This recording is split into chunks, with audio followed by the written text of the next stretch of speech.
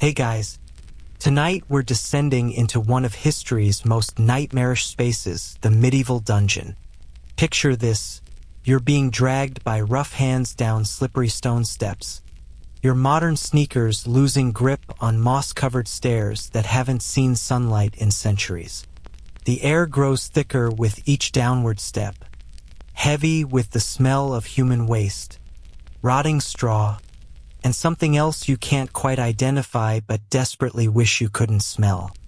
Your smartphone's flashlight, if you still had it, would reveal walls weeping with moisture, iron rings embedded in stone, and scratch marks left by fingernails of previous occupants who tried to claw their way to freedom.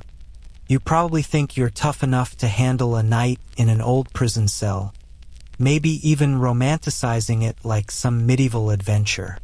Well, let me burst that bubble right now. You wouldn't last 6 hours before begging for your modern life back, complete with air conditioning, Netflix, and the luxury of flushing toilets. So, before you get comfortable, take a moment to like the video and subscribe, but only if you genuinely enjoy what I do here. Drop a comment telling me where you're listening from and what time it is in your corner of the world. I love seeing our global community of history lovers settling in for the night. Now, dim the lights, maybe turn on a fan for that soft background hum, and let's ease into tonight's journey together. The heavy wooden door slams shut behind you with a finality that echoes through your bones. The sound reverberates off stone walls, mixing with the distant drip of water and what might be definitely a Somione moaning in a cell somewhere deeper in this underground maze. Your eyes strain against the darkness, trying to adjust to the flickering light of a single torch mounted too far away to provide any real illumination. The flame dances mockingly, casting writhing shadows that make the walls seem alive, breathing with malevolent intent. You're standing in what medieval folks cheerfully called a dungeon, though the word originally just meant the lowest level of a castle's great tower, the dungeon. How wonderfully ironic that a French word meaning lordship became synonymous with humanity's capacity for creative suffering. The etymology feels almost insulting when you're breathing air so thick with moisture and decay that each inhalation feels like drowning in slow motion. The floor beneath your feet isn't the clean concrete you might expect from movie dungeons. Instead, you're standing on centuries-old stone slabs, uneven and treacherous, covered with a slippery film of condensation, spilled liquids you don't want to identify, and straw that's been rotting in place since the last prisoner was dragged away. Each step squelches with moisture, and you realize with growing horror that your socks are already soaking through. The dampness isn't just uncomfortable, it's penetrating, seeping through your modern moisture-wicking fabrics like they're made of tissue paper. Medieval castle builders weren't just constructing prisons. They were creating psychological torture chambers with the efficiency of industrial engineers. These spaces were deliberately designed to break the human spirit through environmental manipulation that would make modern psychiatrists take notes. The ceilings hover just low enough to make you feel constantly compressed, but not quite low enough to prevent you from standing upright, a masterclass in creating psychological claustrophobia without providing the mercy of actual physical confinement that might make your body shut down and escape through unconsciousness. Your modern brain, accustomed to constant stimulation, immediate gratification, and environmental control, begins its rebellion almost immediately. The silence between the dripping sounds becomes oppressive, forcing you to focus on every tiny noise with hyper-awareness that's already exhausting your mental resources. You find yourself jumping at the scurrying of unseen creatures, your nervous system firing on all cylinders for threats you can't see, can't fight, and can't escape. The temperature down here defies logical explanation. Despite being underground where you'd expect consistent coolness, The air feels simultaneously clammy and chilled, as if the stone walls are actively leaching warmth from your body while trapping moisture against your skin.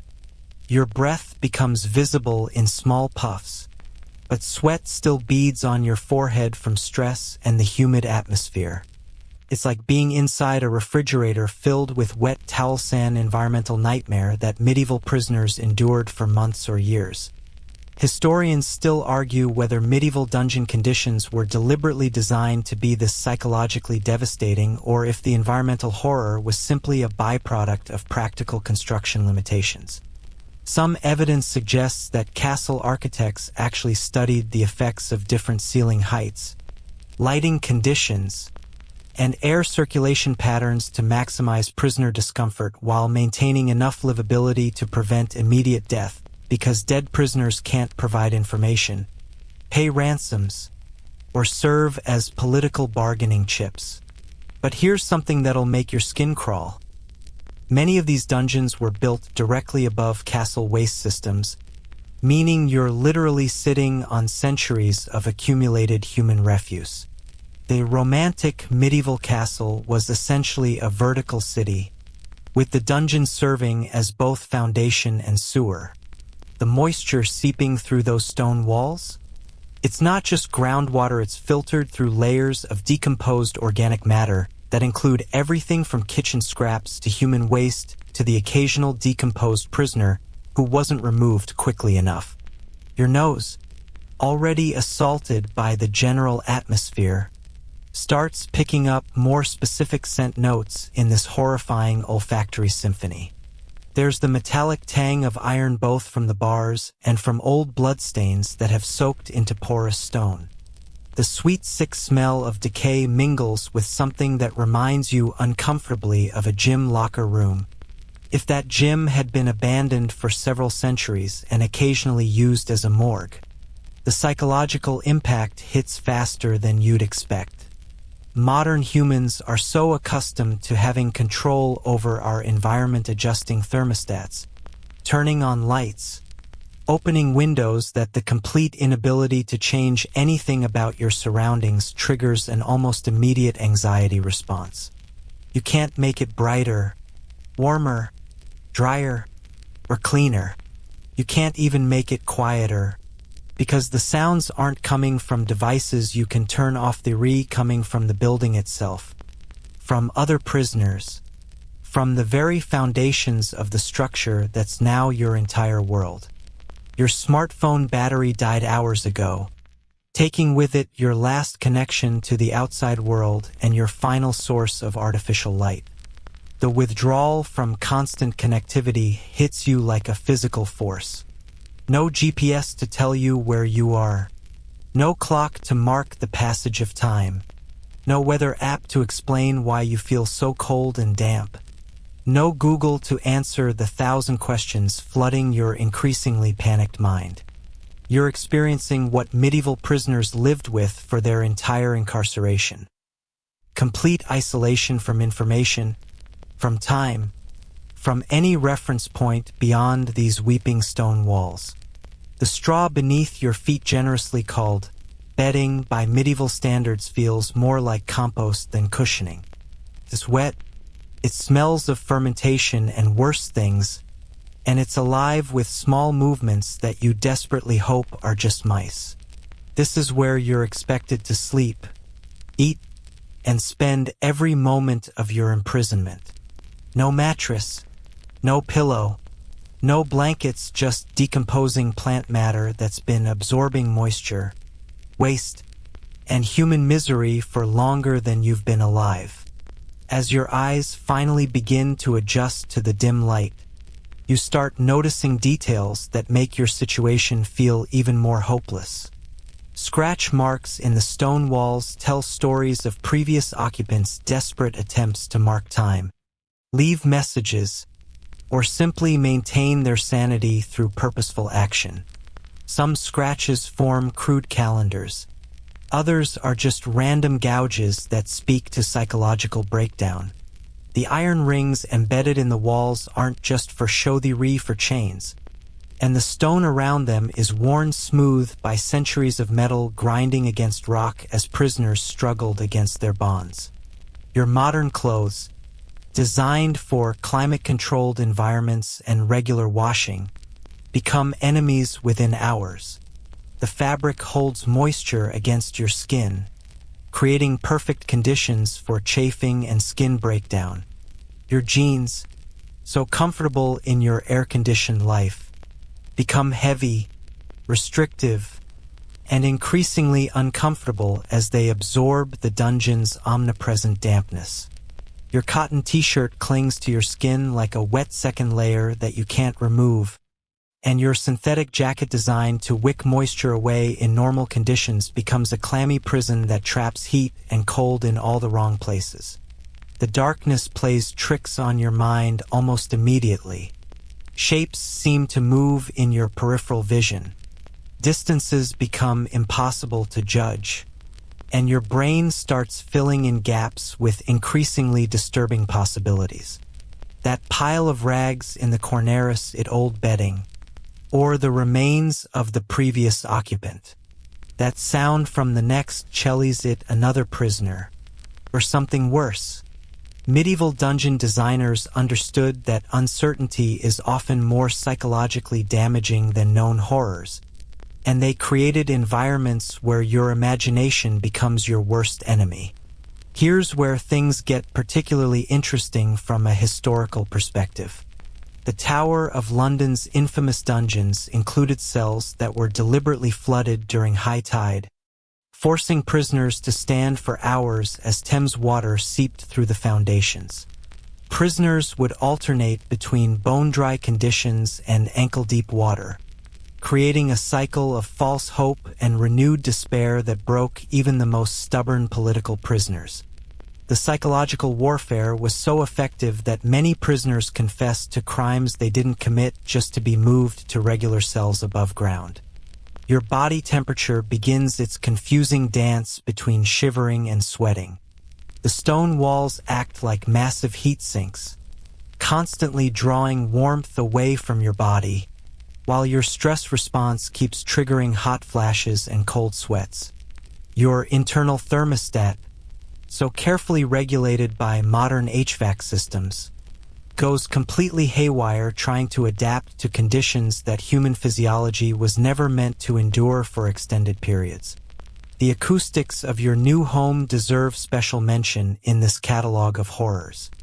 Stone walls and vaulted ceilings create a natural amplification system that turns every sound into an echoing reminder of your isolation.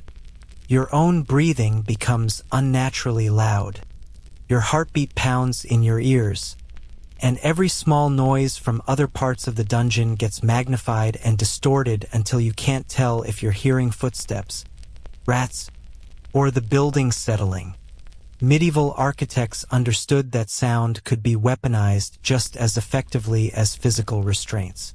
Your digestive system, accustomed to regular meals at predictable times, begins its own rebellion within the first few hours. The stress response shuts down normal hunger signals while simultaneously triggering nausea from the overwhelming sensory assault. The smell alone is enough to kill your appetite, but your body still needs fuel to maintain basic functions like body heat and mental clarity, both of which are already under severe assault. The air quality down here would violate every modern safety regulation ever written. You're breathing centuries of accumulated dust, mold spores, decomposition gases, and the exhalations of thousands of previous prisoners. Each breath introduces pathogens that your modern immune system, pampered by sanitized environments and antibiotics, has no defense against. Medieval prisoners developed immunities through brutal natural selection. Those who couldn't adapt to these conditions simply died, leaving only the hardiest survivors to endure long-term imprisonment. Your eyes water constantly from the combination of poor air quality and strain from trying to see in near darkness. The tears aren't just from irritation. They're your body's desperate attempt to flush out the particulates and chemical irritants that saturate the atmosphere.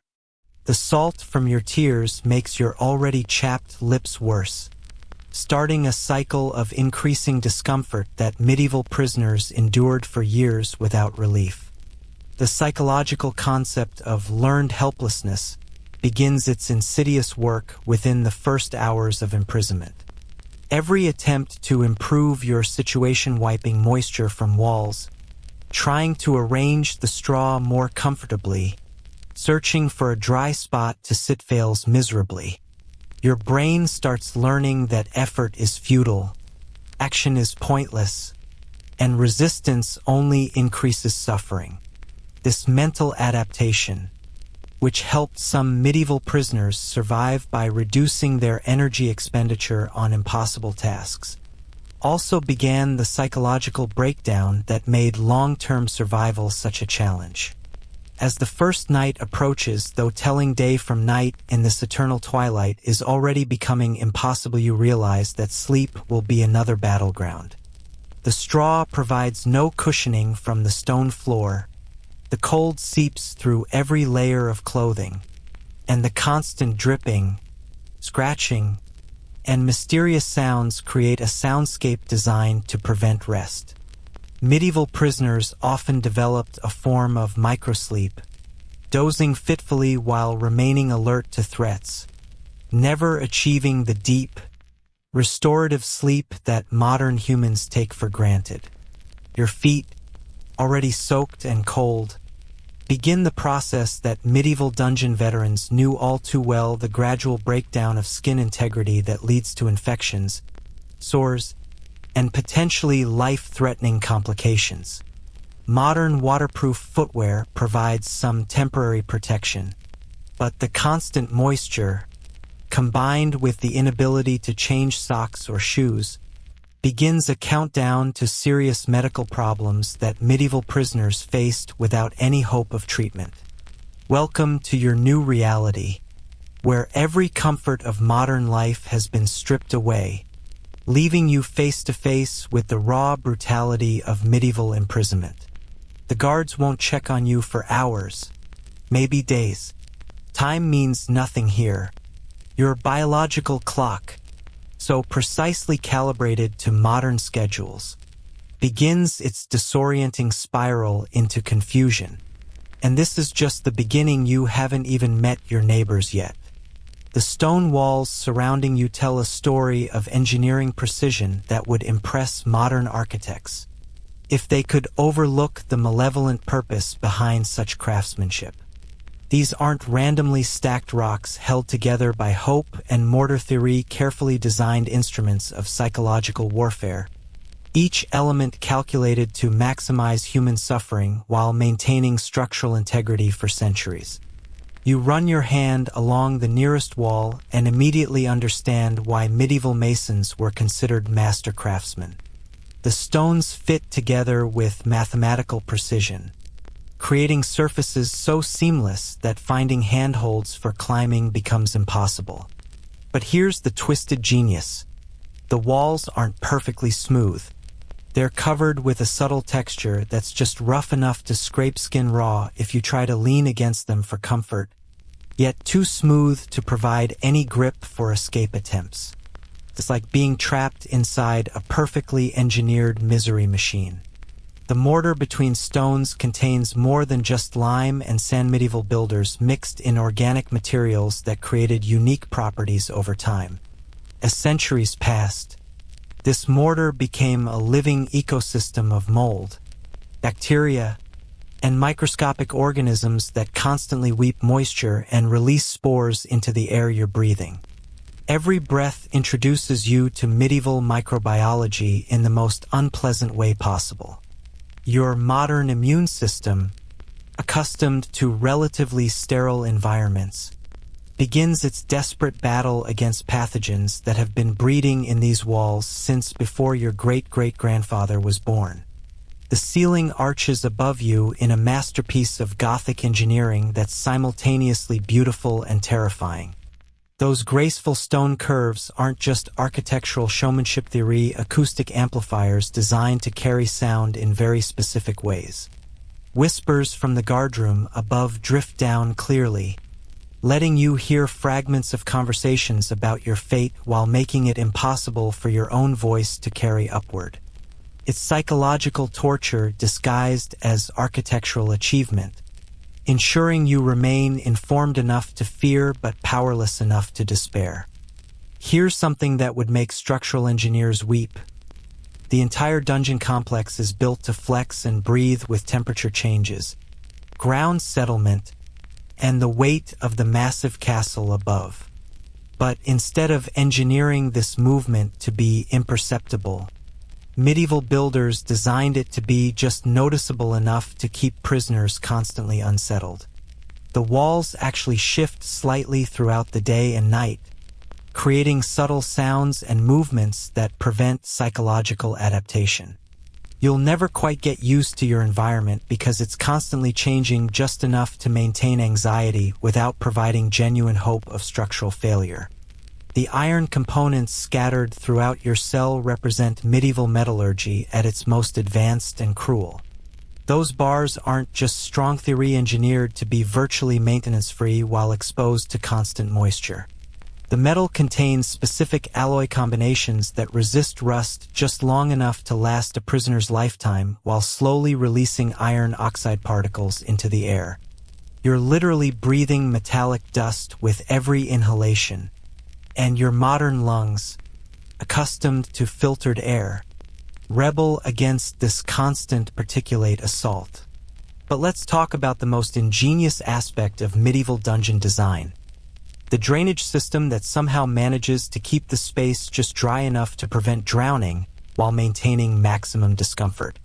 Water seeps through the walls at a carefully controlled rate, creating puddles that never quite dry out but never become deep enough to provide relief from thirst. The medieval engineers calculated water flow rates with precision that would impress modern hydrologists, creating an environment of perpetual dampness that encourages disease while preventing the mercy of death by drowning. Historians still argue whether the psychological effects of dungeon architecture were intentional design features or happy accidents discovered through trial and error. Contemporary accounts suggest that master builders actually consulted with interrogators and prison wardens to optimize cell layouts for maximum psychological impact.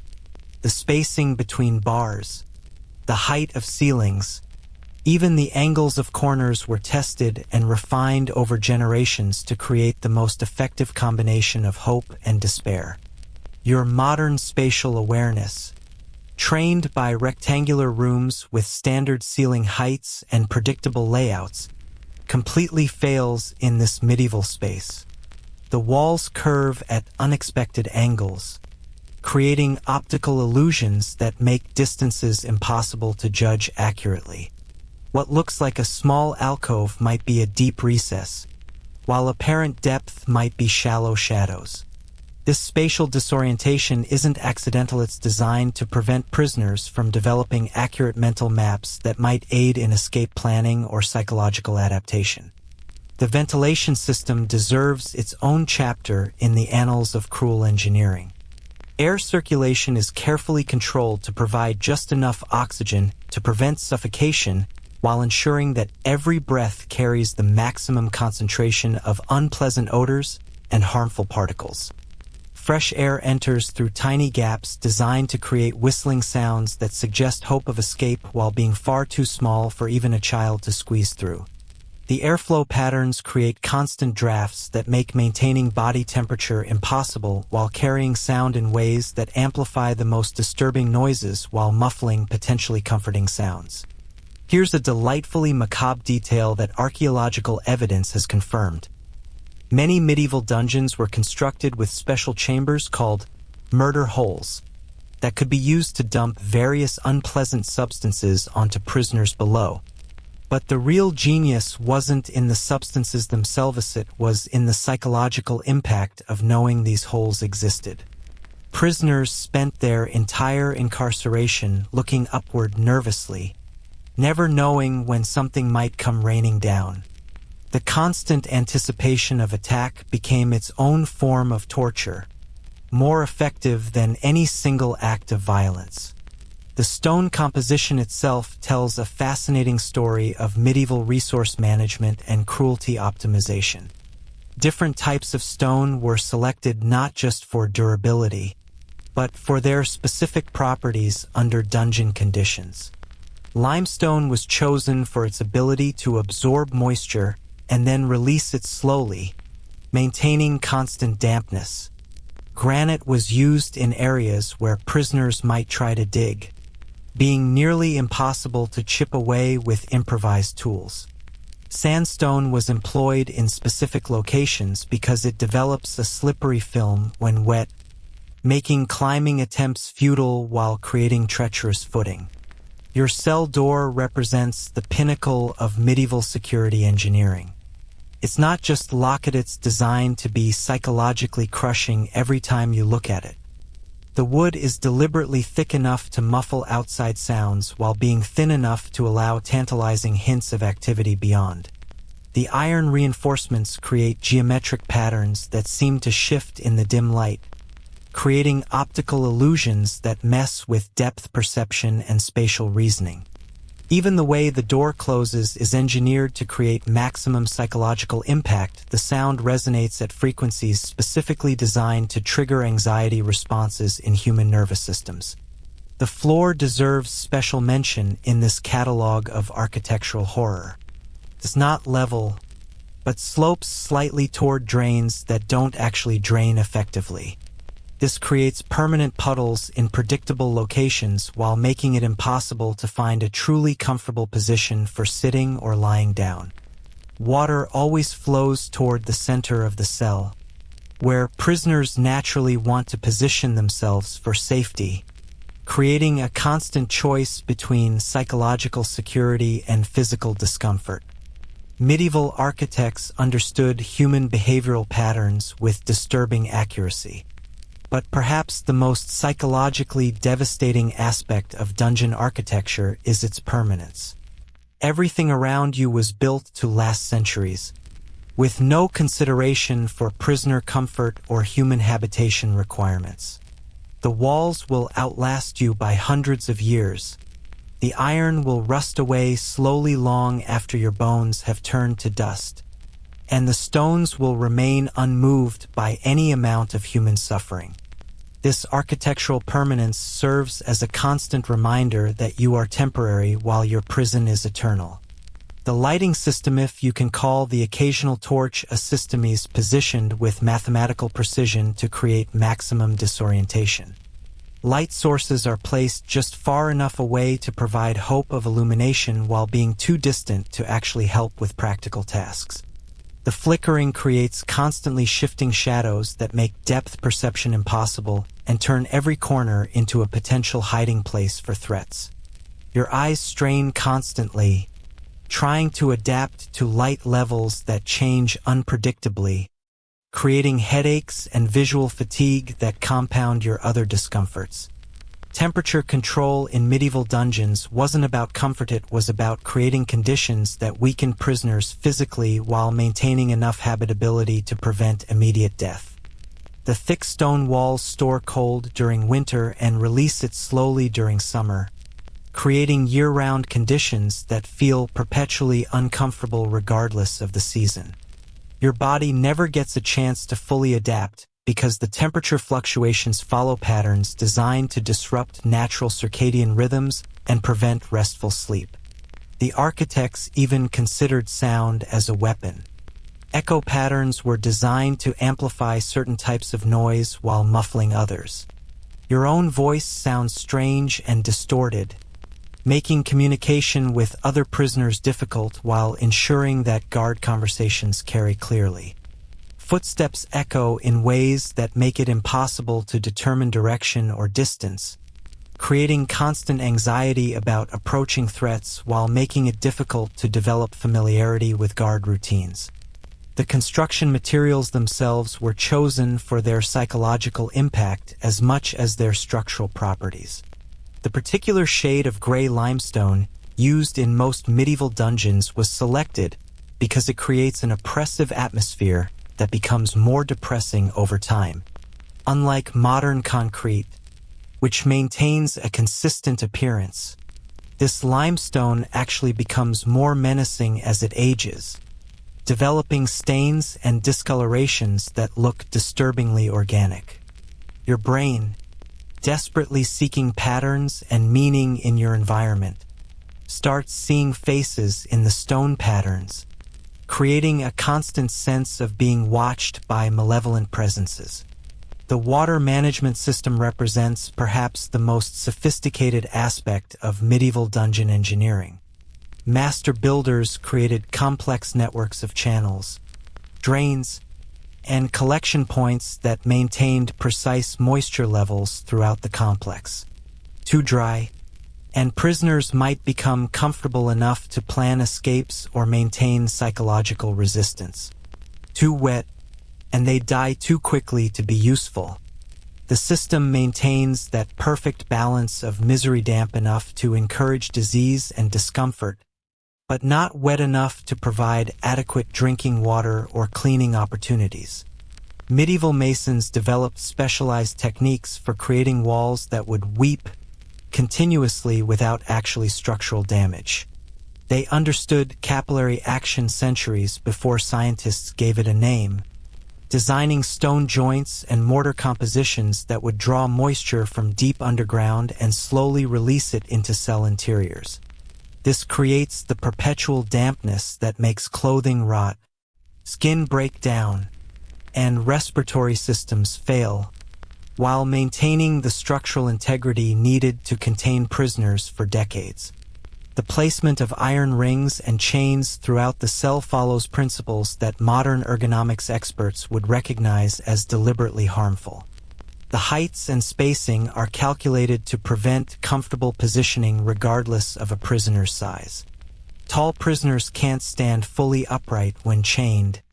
Short prisoners can't sit comfortably, and average-height prisoners find themselves in constantly awkward positions that create joint pain and muscle fatigue. It's industrial design applied to human suffering with scientific precision. Here's something particularly insidious about medieval dungeon construction. The builders incorporated expansion joints and stress relief mechanisms that ensure the structure will remain stable while creating maximum psychological disturbance. The walls settle and shift in predictable patterns that create sounds resembling footsteps, voices, or structural collapse without actually threatening the building's integrity. Prisoners spend years listening to sounds that suggest rescue, attack, or escape opportunities, but these sounds are actually just the building's normal operation. The architectural details extend to elements you might never notice until they drive you insane. Door hinges are positioned to create specific squeaking sounds that carry psychological weight, not random squeaks, but carefully engineered tonal patterns that trigger anxiety responses in human nervous systems. Window openings, where they exist at all, are sized and positioned to allow just enough light to remind prisoners of the outside world, while being too small to provide hope of escape or adequate illumination for comfort. Even the stairs leading to your cell were designed as weapons of psychological warfare.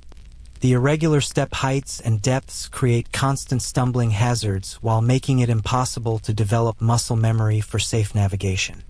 Every trip up or down becomes a treacherous journey that reinforces your helplessness and physical vulnerability.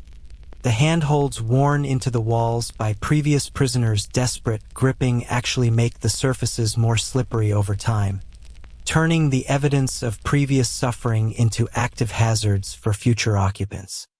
The ventilation shafts deserve special attention for their cruel ingenuity. They're designed to carry specific types of sound while blocking others, creating an acoustic environment that maximizes psychological disturbance. You'll hear fragments of conversations, snippets of music, or sounds of normal life from above, but never enough to piece together a complete picture or maintain emotional connection to the outside world. It's like being forced to listen to the world's most torturous radio station, with programming specifically designed to remind you of everything you've lost while providing no useful information about your situation. As you explore your new accommodations more thoroughly, you realize that every surface, every angle, every dimension has been calculated to create maximum human misery while maintaining structural integrity. This isn't just a prison, it's a masterpiece of applied psychology wrapped in medieval engineering, designed to break your spirit while keeping your body alive just long enough to serve whatever purpose brought you here. The craftsmanship is undeniable, the engineering is impressive, and the malevolent intent behind every design choice becomes more apparent with each passing hour of imprisonment. The scratching starts almost immediately after you settle into your new stone accommodations, tiny claws against stone, the whisper of fur against damp walls, and the unmistakable sound of creatures who've claimed this space long before your arrival. Welcome to the social hierarchy of medieval dungeon life, where you're definitely not at the top of the food chain.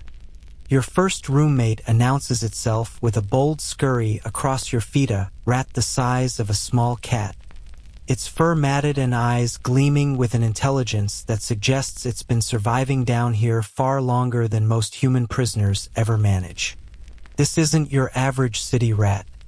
This is a medieval dungeon veteran, descended from generations of rodents who've perfected the art of thriving in humanity's worst spaces. Its ancestors were probably gnawing on plague victims while your great-grandfather was still in diapers. But rats aren't just annoying neighbors theory, actually your best hope for survival and your greatest threat rolled into one furry package. These creatures have developed an uncanny ability to locate the least contaminated food sources and the safest drinking water in an environment where both are perpetually questionable. Watch where they eat and drink, and you might extend your life by days or weeks. Ignore their warnings about spoiled food or contaminated water, and you'll discover why medieval prisoners often envied the rat's superior survival instincts. The insect population in your cell represents a living museum of medieval entomology that would fascinate scientists and horrify anyone with functioning nerve endings. Beetles the size of your thumb emerge from cracks in the mortar, their shells clicking against stone as they navigate their territory with the confidence of creatures who've never encountered pest control. These aren't ordinary insects, they're specialized dungeon dwellers who've evolved to thrive on the unique diet of human waste, decomposing organic matter, and the occasional deceased prisoner who wasn't removed promptly enough. Here's where things get particularly delightful. Medieval dungeons developed their own unique ecosystems of parasites that existed nowhere else in the castle. Fleas, lice, and mites evolved specifically to exploit the concentrated human misery found in these underground chambers. Your modern hygiene habits and parasite-free lifestyle make you an absolute feast for creatures that have been perfecting their blood-sucking techniques for centuries. Within hours, you'll be hosting a colony of parasites that your immune system has no defenses against. Historians still argue whether the presence of certain animals in dungeons was deliberate or accidental, but evidence suggests that medieval jailers actually encouraged specific populations of vermin as part of the psychological torture regimen. Spiders, for instance, were allowed to flourish because their webs created additional sensory irritation while their presence triggered primitive fear responses that compound the stress of imprisonment. The sight of webs thick with dust and wrapped packages that might be insects or might be something worse becomes a constant source of low-level horror. But let's talk about your human neighbors, because you're not alone in this underground nightmare.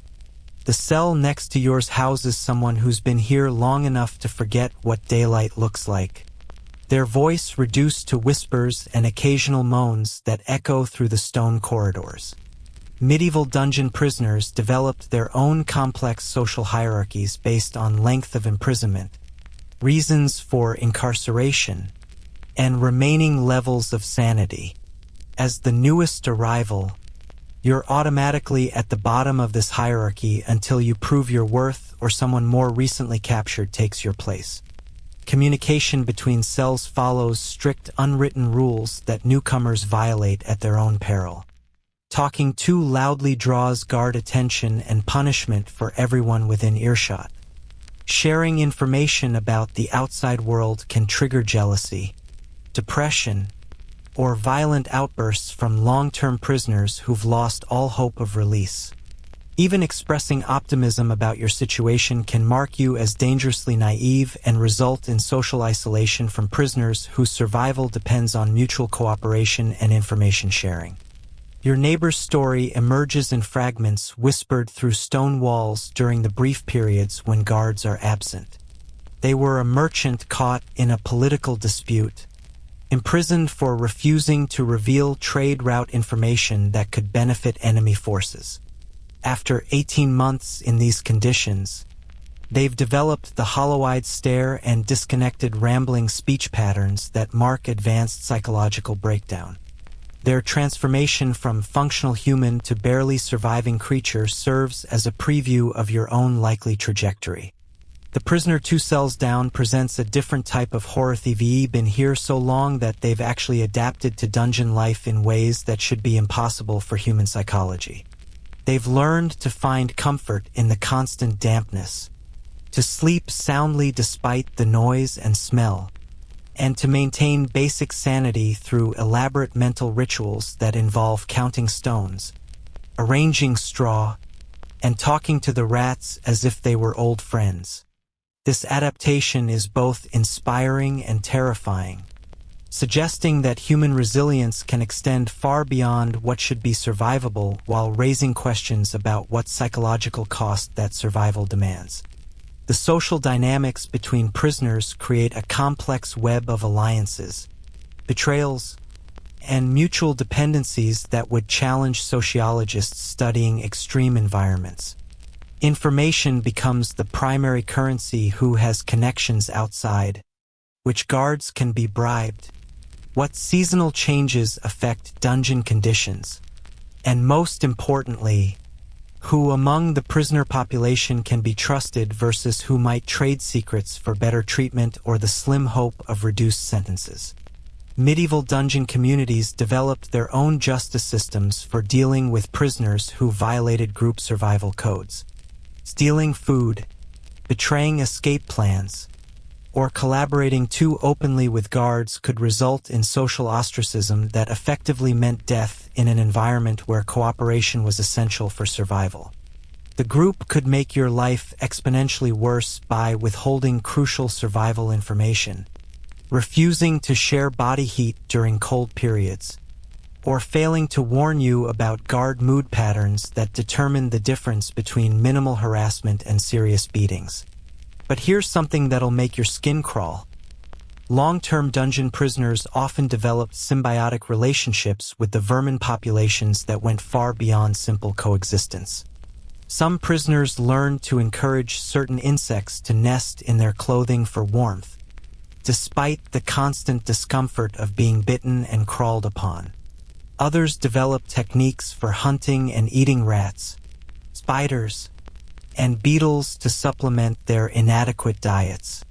The line between human behavior and animal survival instincts becomes horrifyingly blurred when civilization is stripped away and replaced with the raw necessity of staying alive another day. The hierarchy among rats themselves provides a fascinating glimpse into medieval dungeon social structures. The largest, oldest rats claim territory closest to the most reliable food sources, usually areas where prisoners receive their meager meals. Younger rats survive on scraps and develop techniques for stealing food without triggering aggressive responses from their elders. This rat social order often mirrors the prisoner hierarchy, creating a parallel society where humans and rodents compete for the same limited resources while maintaining an uneasy coexistence born of mutual necessity. Your cellmate situation, if you're unlucky enough to share space with another prisoner, presents psychological challenges that would break most modern relationships within days. Imagine being locked in a bathroom-sized space with a stranger who hasn't bathed in months, suffers from various medical conditions without treatment, and may or may not be mentally stable after prolonged imprisonment. Privacy becomes a meaningless concept when every bodily function, emotional breakdown, and survival strategy must be negotiated and shared with someone whose mental state is equally compromised by your shared circumstances. The insect life cycles in medieval dungeons created seasonal variations in the level of arthropod harassment that prisoners learned to anticipate and dread. Spring brought hatching cycles that filled cells with clouds of newly emerged flies, gnats, and mosquitoes.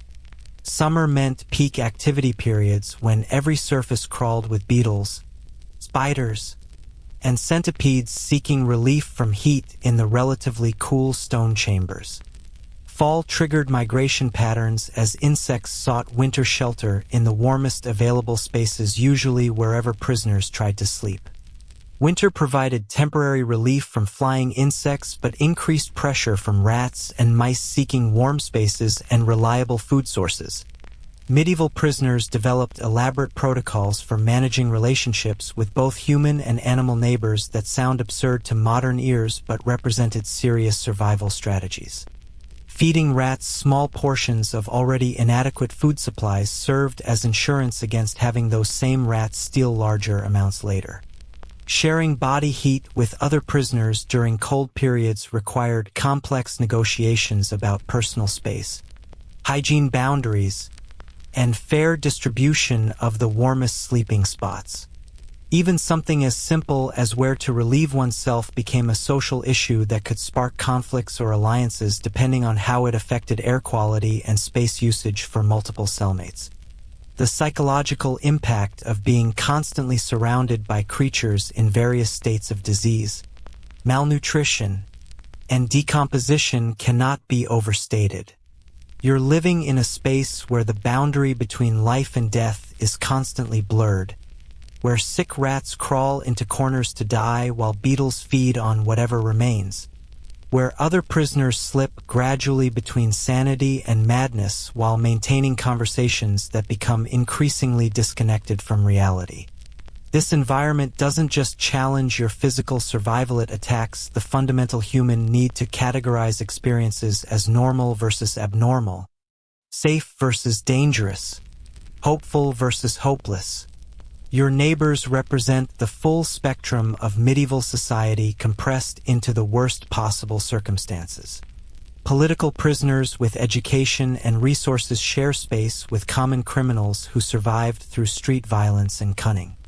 Religious prisoners who maintained faith despite persecution live alongside cynics who've abandoned all belief systems except the immediate necessity of survival. Each person's response to imprisonment reveals different aspects of human nature under extreme stress, creating a laboratory of psychological adaptation that ranges from inspiring to horrifying. As days blur into weeks, you realize that your survival depends not just on adapting to the physical environment, but on navigating the complex social ecosystem that exists within these stone walls. Your rat roommates know things about guard schedules, food timing, and danger signals that could save your life. Your human neighbors possess crucial information about survival techniques, social hierarchies, and psychological coping strategies that no amount of modern education could have prepared you for. Learning to coexist with this strange community of the desperate becomes your new education in a curriculum where graduation might mean death, and failure definitely means something worse. Time becomes your most insidious enemy in this underground purgatory, transforming from a structured framework that once organized your life into a shapeless tormentor that stretches each moment into eternity while somehow making entire days disappear without trace. Your smartphone's death took with it not just communication and entertainment, but the fundamental reference point that modern humans use to orient themselves in temporal reality, the clock that once told you whether it was morning coffee time or late-night scrolling time, now exists only as a black rectangle of useless technology. The absence of natural light cycles triggers an immediate revolt in your circadian rhythms that would fascinate sleep researchers and horrify anyone who's ever struggled with jet lag. Your internal clock, so precisely calibrated to modern schedules of alarm clocks, meal times, and television programming, begins its disorienting spiral into confusion within the first 48 hours. Without the sun's daily cycle to reset your biological clock, your brain starts producing melatonin at random intervals, making you drowsy during what might be midday while keeping you wide awake during what could be the dead of night.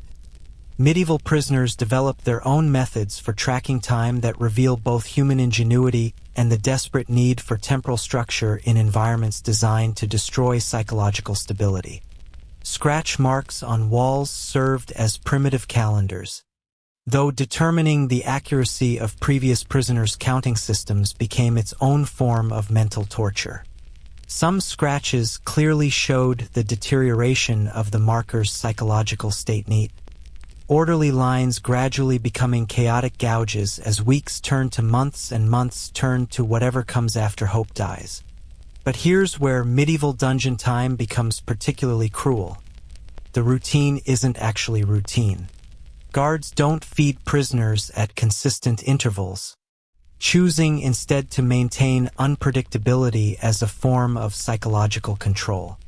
Sometimes food arrives what feels like hours after your last meal. Other times you'll wait what seems like entire days before hearing footsteps approaching your cell.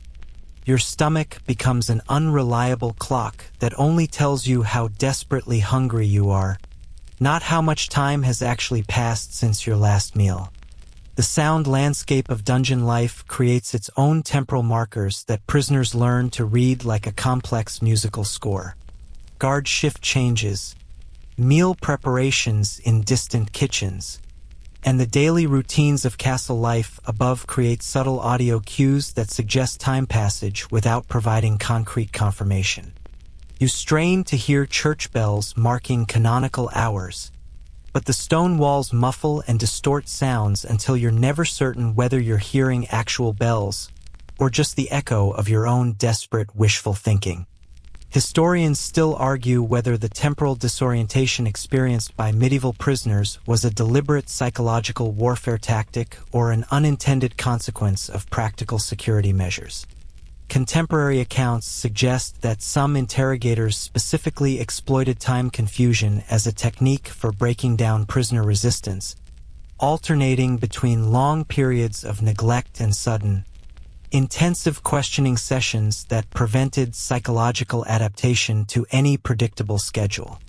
Your modern brain, accustomed to constant stimulation and regular dopamine hits from social media, email notifications, and streaming entertainment, begins its withdrawal symptoms within hours of imprisonment. The complete absence of external stimulation triggers what psychologists now recognize as severe sensory deprivation syndrome. But medieval prisoners had no scientific framework for understanding why their minds started playing tricks on them. You find yourself creating mental entertainment from memories, replaying conversations, movies, and songs with obsessive detail until the boundary between remembering and hallucinating becomes uncomfortably blurred. The daily routine of absolutely nothing becomes a torture more refined than any physical punishment medieval minds could devise. Modern humans are accustomed to structured days filled with appointments, deadlines, and scheduled activities that provide meaning and forward momentum.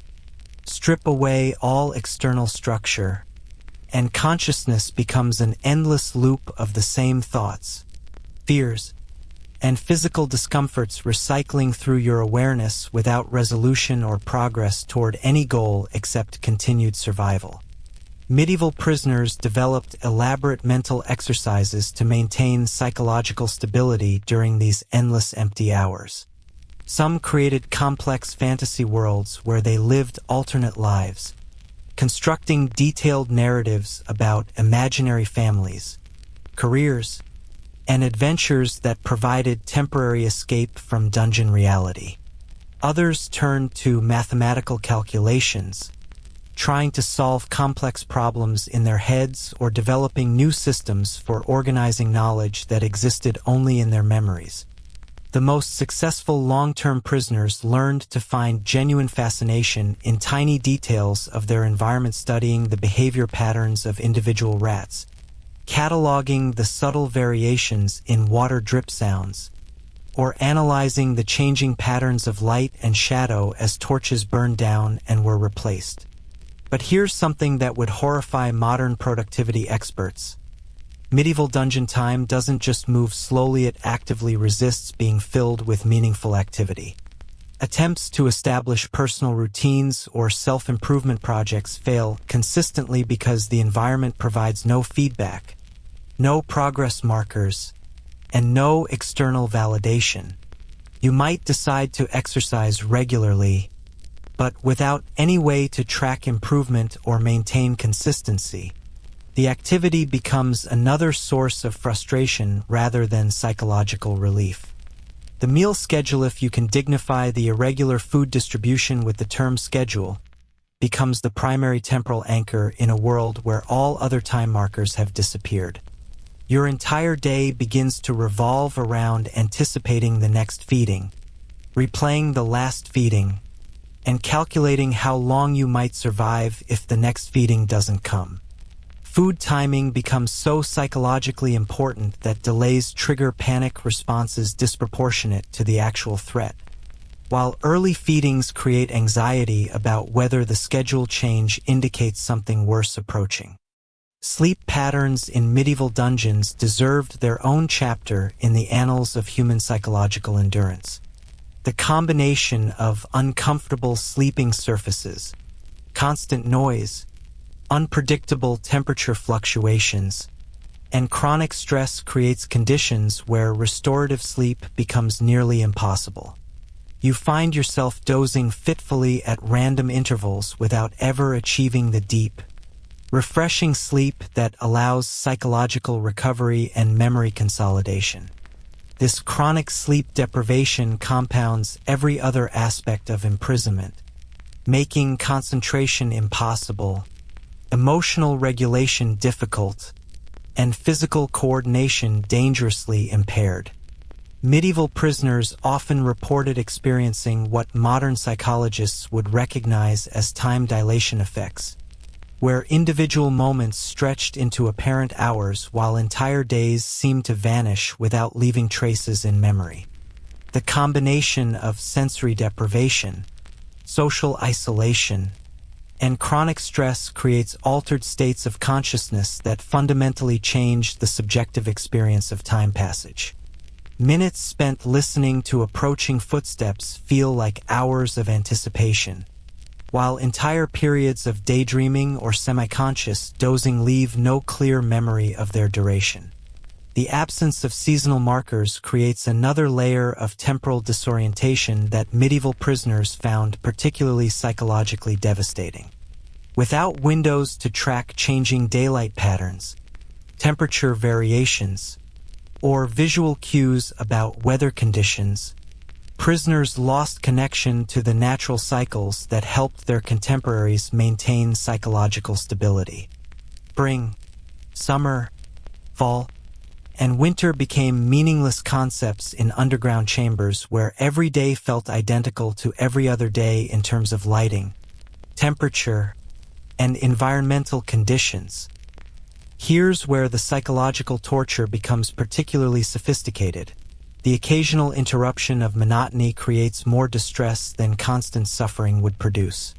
When guards do arrive unexpectedly, when unusual sounds drift down from above, or when anything breaks the pattern of endless sameness, the event triggers such intense anxiety and speculation that prisoners often prefer the predictable misery of routine isolation to the psychological chaos of unexpected stimulation. The development of personal time-marking systems becomes both a survival necessity and a potential source of madness for long-term prisoners.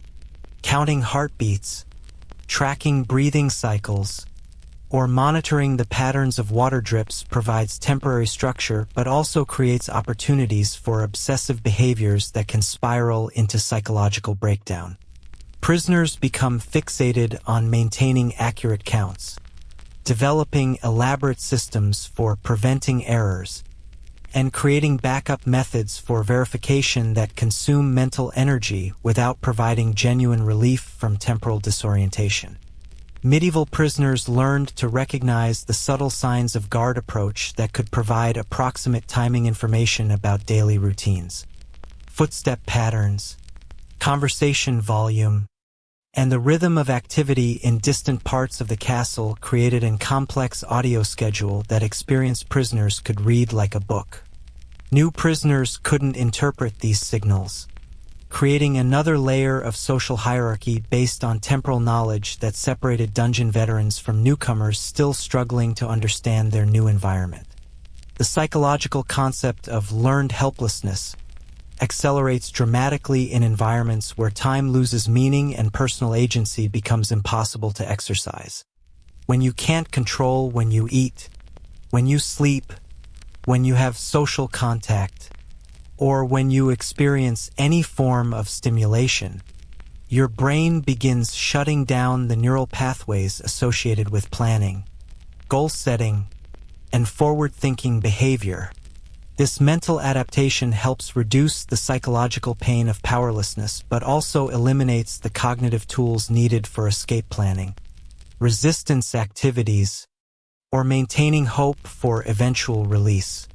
Your modern attention span, trained by constant digital stimulation and rapid information processing, collapses completely in an environment where nothing happens for hours at a time. Concentration becomes impossible when there's nothing meaningful to concentrate on. Memory deteriorates when there are no new experiences worth remembering, and decision-making skills atrophy when there are no choices to make beyond basic survival responses. The mental faculties that define human intelligence begin their gradual shutdown in response to conditions that provide no opportunity for their exercise.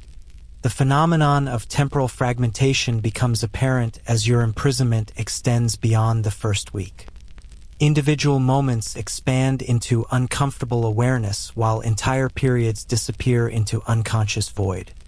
You might spend what feels like hours focused on a single water drop forming, hanging, and falling from the ceiling, while later discovering that entire conversations with other prisoners have vanished from your memory without leaving any trace of their content or duration. Time becomes both hyper-concentrated and completely absent, existing in fragments that resist assembly into coherent narratives about your experience. Medieval records describe prisoners who developed elaborate personal rituals designed to create artificial structure in environments deliberately designed to prevent temporal orientation. Some prisoners assigned meanings to specific sounds, creating personal interpretations of guard activities, weather patterns, or seasonal changes based on subtle audio variations that might or might not reflect actual external conditions. These meaning-making systems provided psychological relief while potentially creating additional disconnection from reality as prisoners' interpretations diverged further from actual conditions. The breakdown of temporal structure affects memory formation in ways that would fascinate neuroscientists studying trauma and dissociation. Without clear markers distinguishing one day from another, experiences fail to encode properly in long-term memory, creating gaps and distortions that make it impossible to maintain accurate personal narratives about imprisonment experiences. You find yourself unable to remember whether specific conversations happened yesterday or last week, whether particular guards have appeared once or multiple times, or whether certain sounds occurred during this imprisonment or exist only as traumatic memories from earlier captivity periods. The anticipation cycles created by irregular guard visits become their own form of temporal torture that medieval interrogators understood intuitively without requiring modern psychological research. The sound of distant footsteps triggers immediate alert responses that flood your system with stress hormones, but footsteps might indicate meal delivery, interrogation sessions, punishment details, or simply guards passing by without stopping at your cell. This creates sustained periods of high anxiety anticipation that exhaust psychological resources while providing no reliable information about actual threats or opportunities.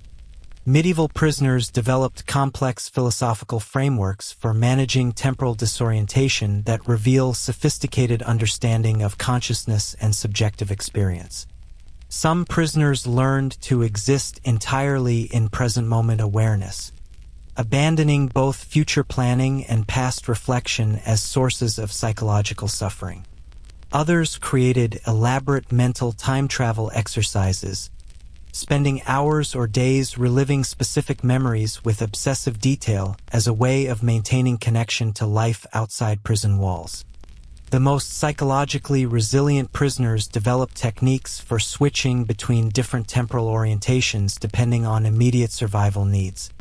Boredom in medieval dungeons transcends modern understanding of the term, evolving into a state of consciousness that actively attacks mental stability through its complete absence of stimulation or meaningful activity. Modern boredom typically involves choosing between multiple available activities, none of which appeal at the moment. Medieval dungeon boredom involves having no activities available while maintaining enough consciousness to be aware of the absence. This creates a feedback loop where awareness of boredom becomes the only available mental activity, creating increasingly obsessive focus on the experience of having nothing to focus on. The disruption of normal biological rhythms extends beyond sleep cycles to affect every aspect of physical and psychological functioning. Without regular meal times, your digestive system loses its natural rhythm, creating constant low-level discomfort that makes it difficult to distinguish hunger from stress from illness.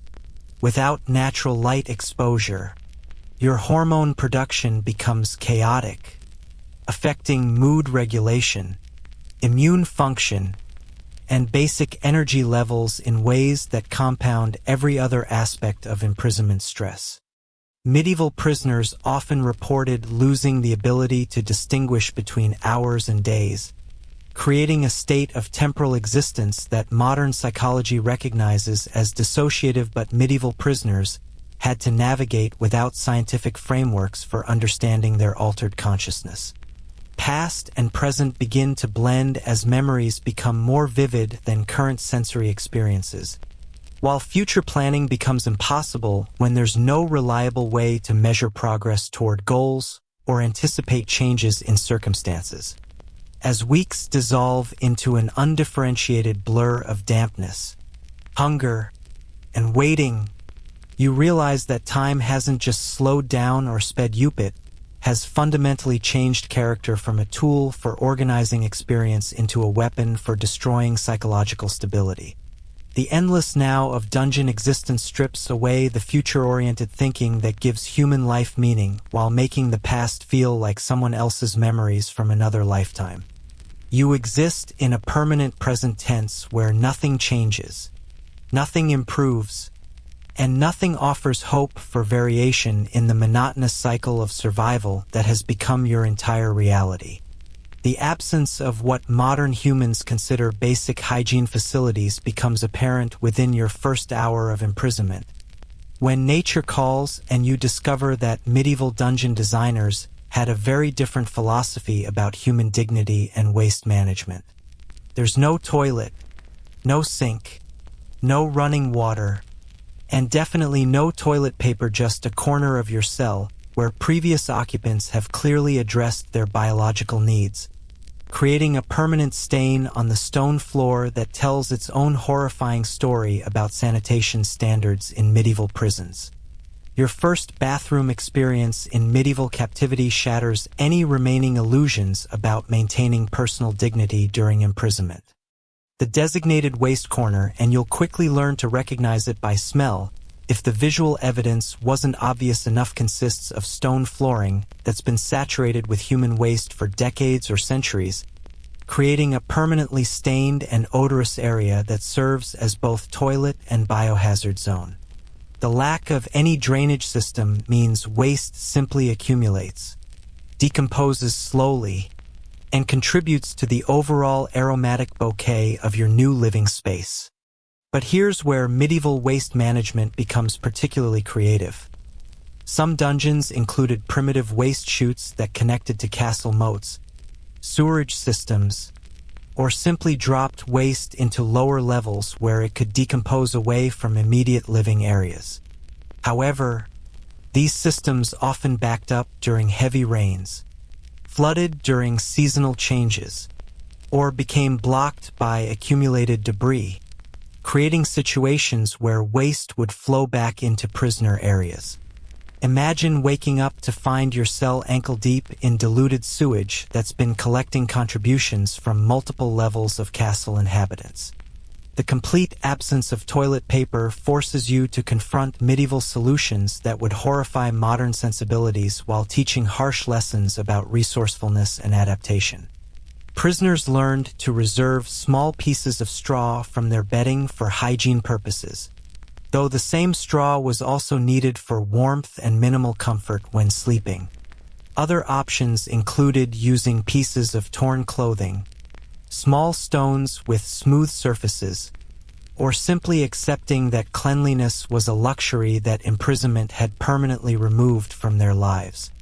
Medieval prisoners developed elaborate protocols for managing shared waste facilities in cells that housed multiple occupants, creating social hierarchies and scheduling systems around basic biological functions that modern roommates would find incomprehensible. Senior prisoners claimed priority access during optimal times, while newcomers learned to time their needs around complex social rules that governed everything from positioning to cleanup responsibilities to acceptable noise levels during waste elimination. Historians still argue whether the deliberate absence of sanitation facilities in medieval dungeons was intended as psychological torture or simply reflected practical limitations of underground construction technology. Evidence suggests that castle designers understood the psychological impact of forced uncleanliness, recognizing that stripping away basic hygiene capabilities attacked prisoners' sense of human dignity more effectively than many forms of physical punishment. Water for drinking, cleaning, or any other purpose comes from sources that would violate every modern health regulation ever written. The stone walls weep constantly with moisture that might be condensation, might be groundwater seepage, or might be filtered through layers of decomposing organic matter from higher levels of the castle. Prisoners learn to position containers to catch dripping water, but determining the safety of collected moisture becomes a daily gamble with potentially fatal consequences. The drinking water situation deserves special attention in any catalog of medieval dungeon horrors. Guards occasionally provide water, but the containers, sources, and quality remain completely unpredictable. Sometimes water arrives in relatively clean buckets. Other times it's delivered in containers that previously held waste, food scraps, or mysterious substances that leave suspicious residues. The water itself might come from wells, rainwater collection systems, or castle moats that also serve as sewage disposal areas for the entire fortress population. Your modern immune system, pampered by chlorinated water, antibiotics, and sanitized environments, begins its desperate battle against medieval pathogens within hours of consuming dungeon water supplies. Gastrointestinal distress becomes a constant companion as your digestive system struggles to process water contaminated with bacteria, parasites, and chemical compounds that medieval prisoner systems had adapted to through brutal natural selection processes that killed off anyone who couldn't develop appropriate immunities. But here's something particularly nasty about medieval dungeon hygiene. The complete inability to wash your body creates cascading health problems that accelerate far beyond simple discomfort or embarrassment. Skin breakdown begins within days as accumulated dirt, sweat, and waste products create ideal conditions for bacterial and fungal infections. Your clothes become breeding grounds for parasites while simultaneously trapping moisture and irritants against your skin in ways that create perfect conditions for serious medical complications. The absence of dental hygiene facilities accelerates oral health deterioration in ways that would horrify modern dentists and create serious systemic health risks for prisoners who survived long enough to experience the full effects. Medieval prisoners had no toothbrushes, toothpaste, floss, or any other oral care options beyond occasionally chewing on fibrous materials or using small twigs as primitive dental tools. Tooth decay, gum disease, and oral infections became inevitable consequences of imprisonment that created constant pain while potentially leading to life-threatening systemic infections. Medieval dungeon environments actively prevent healing from minor injuries that modern humans barely notice in daily life. Small cuts, scrapes, and abrasions that would heal quickly in clean, dry environments become serious infection risks when exposed to constant moisture, dirt, and bacterial contamination. Your body's natural healing processes slow dramatically when operating under constant stress. Poor nutrition and exposure to pathogens that overwhelm immune system capabilities. The hair and scalp hygiene situation creates its own special category of medieval prison horror that combines discomfort, health risks, and psychological distress in particularly unpleasant ways. Without shampoo, regular washing, or even basic combing capabilities, hair becomes matted, oily, and infested with various parasites that find the scalp environment ideal for reproduction and feeding. Head lice, mites, and other microscopic creatures establish permanent colonies that create constant itching, irritation, and potential secondary infections from scratching. Medieval prisoners learned to recognize the early warning signs of serious hygiene-related health problems that could determine the difference between survival and death in environments where medical care was non-existent. Skin discoloration, unusual odors, changes in bodily functions, and the appearance of sores or rashes provided crucial information about developing conditions that required immediate attention using whatever primitive treatment options were available within prison constraints. But perhaps the most psychologically devastating aspect of medieval dungeon hygiene isn't the physical discomfort, it's the gradual loss of human dignity that comes with being unable to maintain basic cleanliness standards. Modern humans associate personal hygiene with self-respect, social acceptance, and basic human worth. Strip away the ability to wash, groom, or maintain appearance standards, and prisoners begin to internalize messages about their reduced value as human beings that accelerate psychological breakdown beyond what physical discomfort alone could achieve. The clothing situation compounds every hygiene problem while creating additional health risks that modern prisoners would find incomprehensible. Medieval prisoners wore the same clothes continuously for months or years without washing, changing, or replacing garments that gradually deteriorated from constant wear, moisture exposure, and accumulated contamination. Fabric breakdown meant progressive loss of protection from cold, moisture, and abrasion while creating additional sources of irritation as threads and fibers worked their way into skin and wounds. Medieval women prisoners faced additional hygiene challenges related to menstrual cycles that created serious health risks and psychological trauma in environments completely unprepared to address female biological needs. without sanitary supplies, clean water for washing, or privacy for managing monthly cycles. Women prisoners developed creative solutions using available materials while facing increased risks of infection, anemia, and reproductive health complications that could prove fatal in prison environments where medical care was unavailable. The pest control situation in medieval dungeons, or rather, the complete absence of any pest control, created hygiene problems that modern humans would find impossible to endure while maintaining psychological stability.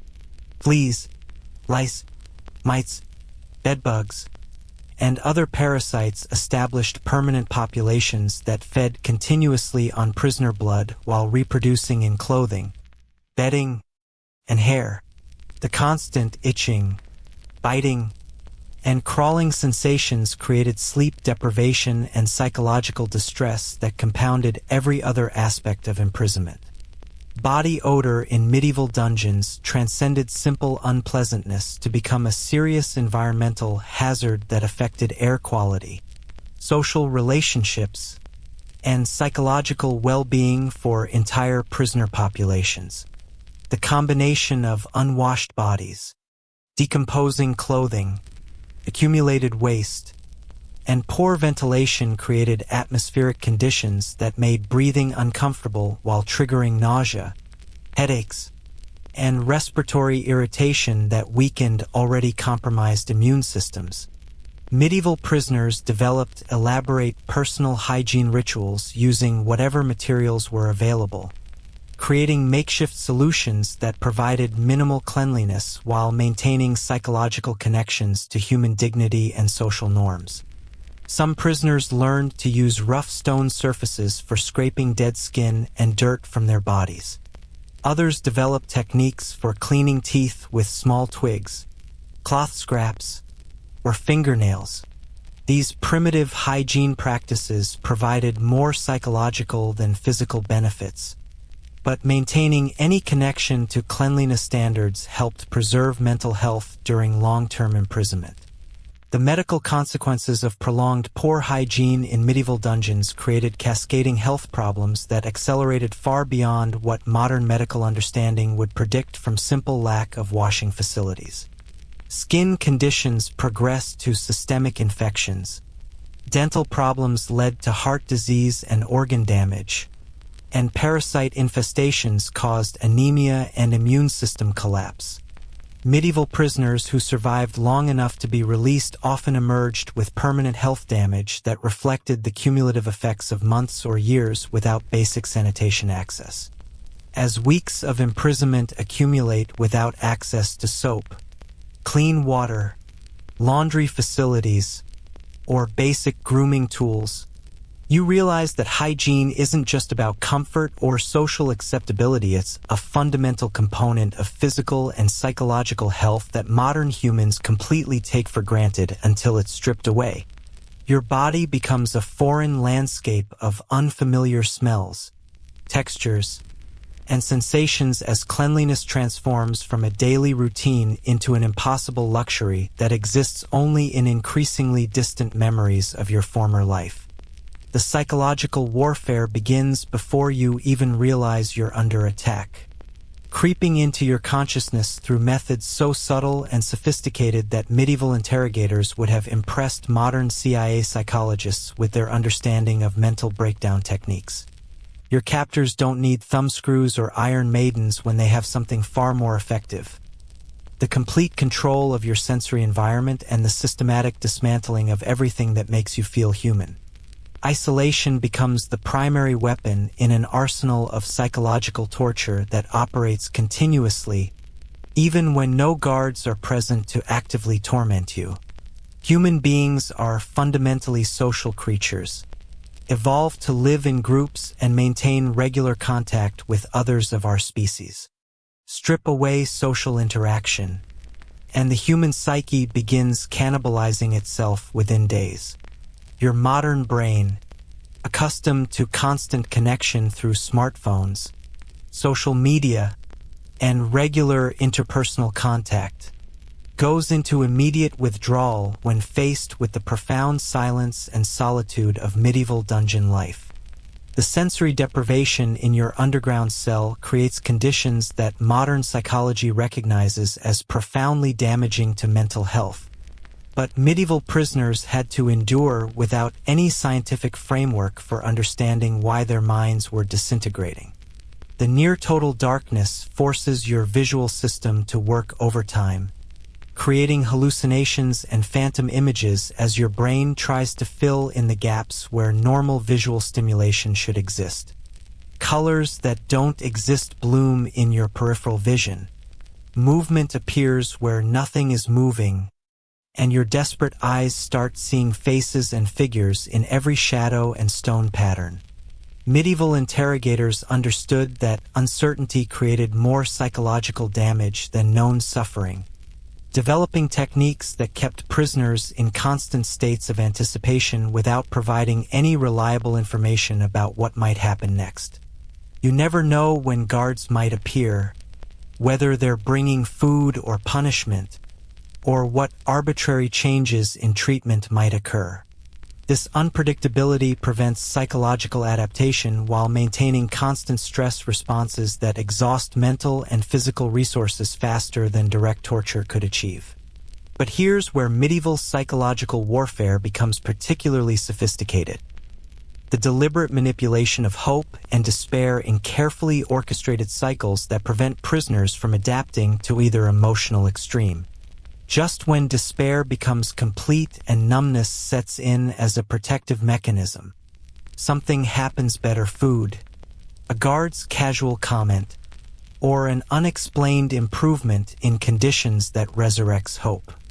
Then, when hope becomes psychologically sustainable, conditions worsen again, creating emotional whiplash that prevents the development of any stable coping mechanisms. Historians still argue whether the psychological torture techniques employed in medieval dungeons were systematically developed through experimentation or evolved through trial and error across generations of prison wardens. Contemporary accounts suggest that some interrogators actually studied prisoner responses to different stimuli, refining their techniques based on what produced the fastest and most complete psychological breakdowns. The auditory environment becomes a weapon of psychological destruction that operates continuously without requiring any active intervention from guards. The constant dripping of water creates a rhythm that initially seems benign, but gradually becomes maddening as your attention fixes on the sound with obsessive intensity. Each drop becomes anticipated, counted, and feared as the irregular timing prevents habituation while the constant repetition drives already stressed minds toward complete breakdown. Your modern attention span, trained by rapid-fire digital stimulation and constant information processing, collapses completely when faced with environments that provide too little stimulation rather than too much. Without external sources of mental engagement, consciousness turns inward in ways that can spiral quickly into destructive obsessive thinking patterns. You find yourself replaying the same thoughts, fears, and memories in endless loops that provide no resolution while consuming psychological energy that's desperately needed for basic survival functions. Medieval prisoners reported experiencing what modern psychology would recognize as dissociative episodes, where consciousness seemed to separate from physical experience as a protective mechanism against unbearable psychological stress. Time distortion, out-of-body experiences, and the feeling of watching imprisonment happen to someone else while floating above the scene provided temporary relief from psychological pain, while creating additional confusion about reality that compounded long-term mental health damage. The complete absence of privacy becomes its own form of psychological torture that attacks fundamental human needs for personal space and autonomy. Everything you do, eating, sleeping, relieving yourself, crying, talking to yourself occurs under the potential observation of guards, other prisoners, or the ever-present rats who seem to watch human behavior with unsettling intelligence. The feeling of being constantly observed creates paranoia and self-consciousness that make natural behavioral responses difficult while adding layers of anxiety to every basic survival activity. But perhaps the most insidious aspect of medieval dungeon psychological warfare is the gradual erosion of personal identity that occurs when all external markers of selfhood are stripped away. Without your clothes, possessions, routines, social roles, or any other elements that typically define individual identity, you begin losing track of who you are beyond the basic animal responses needed for immediate survival. Your personality, preferences, values, and goals start feeling like abstract concepts that belong to someone else in another lifetime. Medieval interrogators developed specific techniques for exploiting religious faith as a psychological vulnerability, understanding that believers often suffered more intensely when their spiritual frameworks were challenged or undermined than when their bodies were directly attacked. Prisoners who relied on prayer for psychological support found their faith tested by conditions that seemed to contradict everything they believed about divine justice, protection, or meaning in suffering. The temperature manipulation in medieval dungeons served psychological as well as physical purposes, with deliberate fluctuations designed to prevent adaptation while creating constant discomfort that wore down mental resistance. Just when your body begins adjusting to cold conditions, a torch might be moved closer to create uncomfortable heat. When heat becomes tolerable, cold drafts return to disrupt any sense of physical equilibrium that might provide psychological stability. Social isolation compounds every other form of psychological stress by eliminating the human connections that normally provide emotional support, reality checking, and shared meaning-making during difficult experiences. Without other people to validate your perceptions, comfort your fears, or share the burden of suffering, your psychological resources become completely focused on internal survival mechanisms that may not be adequate for managing the stress levels that imprisonment creates. Medieval prisoners often developed elaborate internal worlds and fantasy scenarios that provided temporary escape from dungeon reality while potentially accelerating disconnection from actual circumstances. Some prisoners spent hours or days living in imaginary scenarios where they were free, powerful, or surrounded by loved ones. These mental escapes provided crucial psychological relief, but also made returning to prison reality more traumatic while potentially indicating the early stages of complete psychological breakdown. The deliberate disruption of sleep patterns serves as a form of psychological torture that operates continuously without requiring any active intervention from captors. Chronic sleep deprivation affects every aspect of mental functioning, making concentration impossible, emotional regulation difficult, and reality testing unreliable.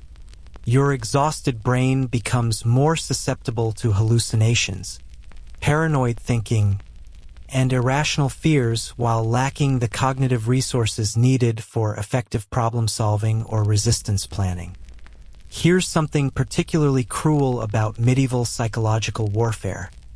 The techniques were designed to be self-reinforcing, with each element of psychological stress amplifying the effects of every other stressor.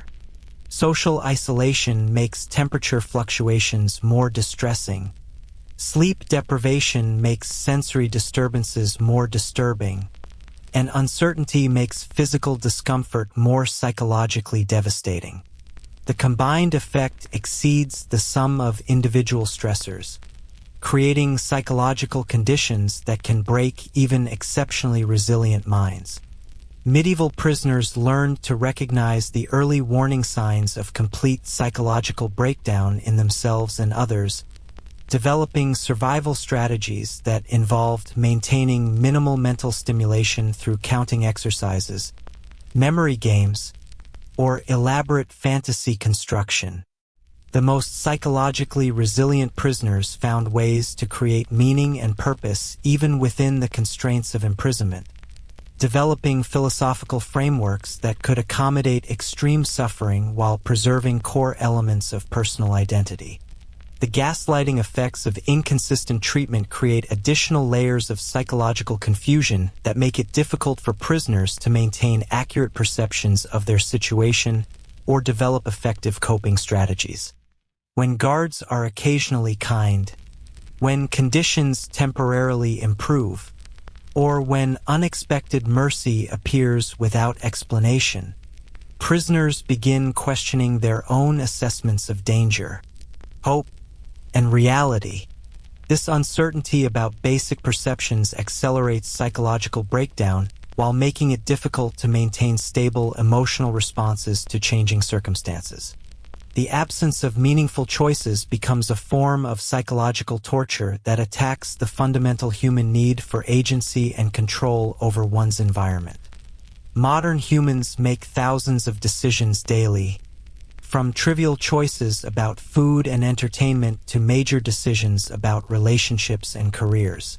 Strip away all decision-making opportunities, and consciousness becomes trapped in passive reactivity that eliminates the mental processes that define active human engagement with reality. You can't choose when to eat, sleep, speak, or move, reducing your existence to purely automatic responses that feel less human with each passing day. Medieval interrogators understood the psychological impact of forced dependence, designing prison systems that required prisoners to rely completely on their captors for every basic need while simultaneously making that dependence unpredictable and unreliable. Food arrives or doesn't arrive at the whim of guards.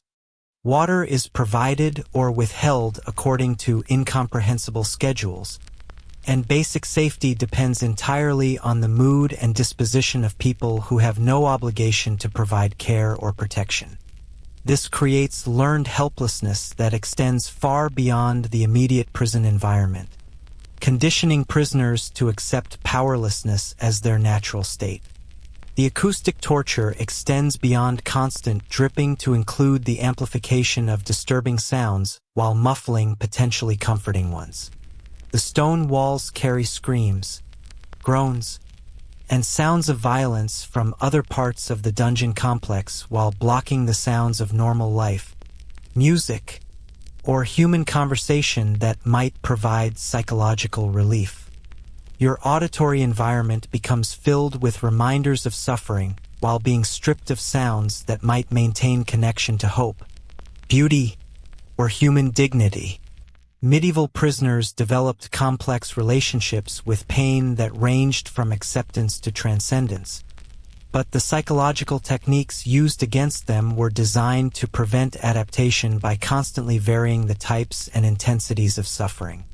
Physical pain alone allows for some psychological adjustment, but the combination of physical discomfort, emotional isolation, cognitive disruption, and spiritual challenge creates multi-layered suffering that prevents the development of effective coping mechanisms.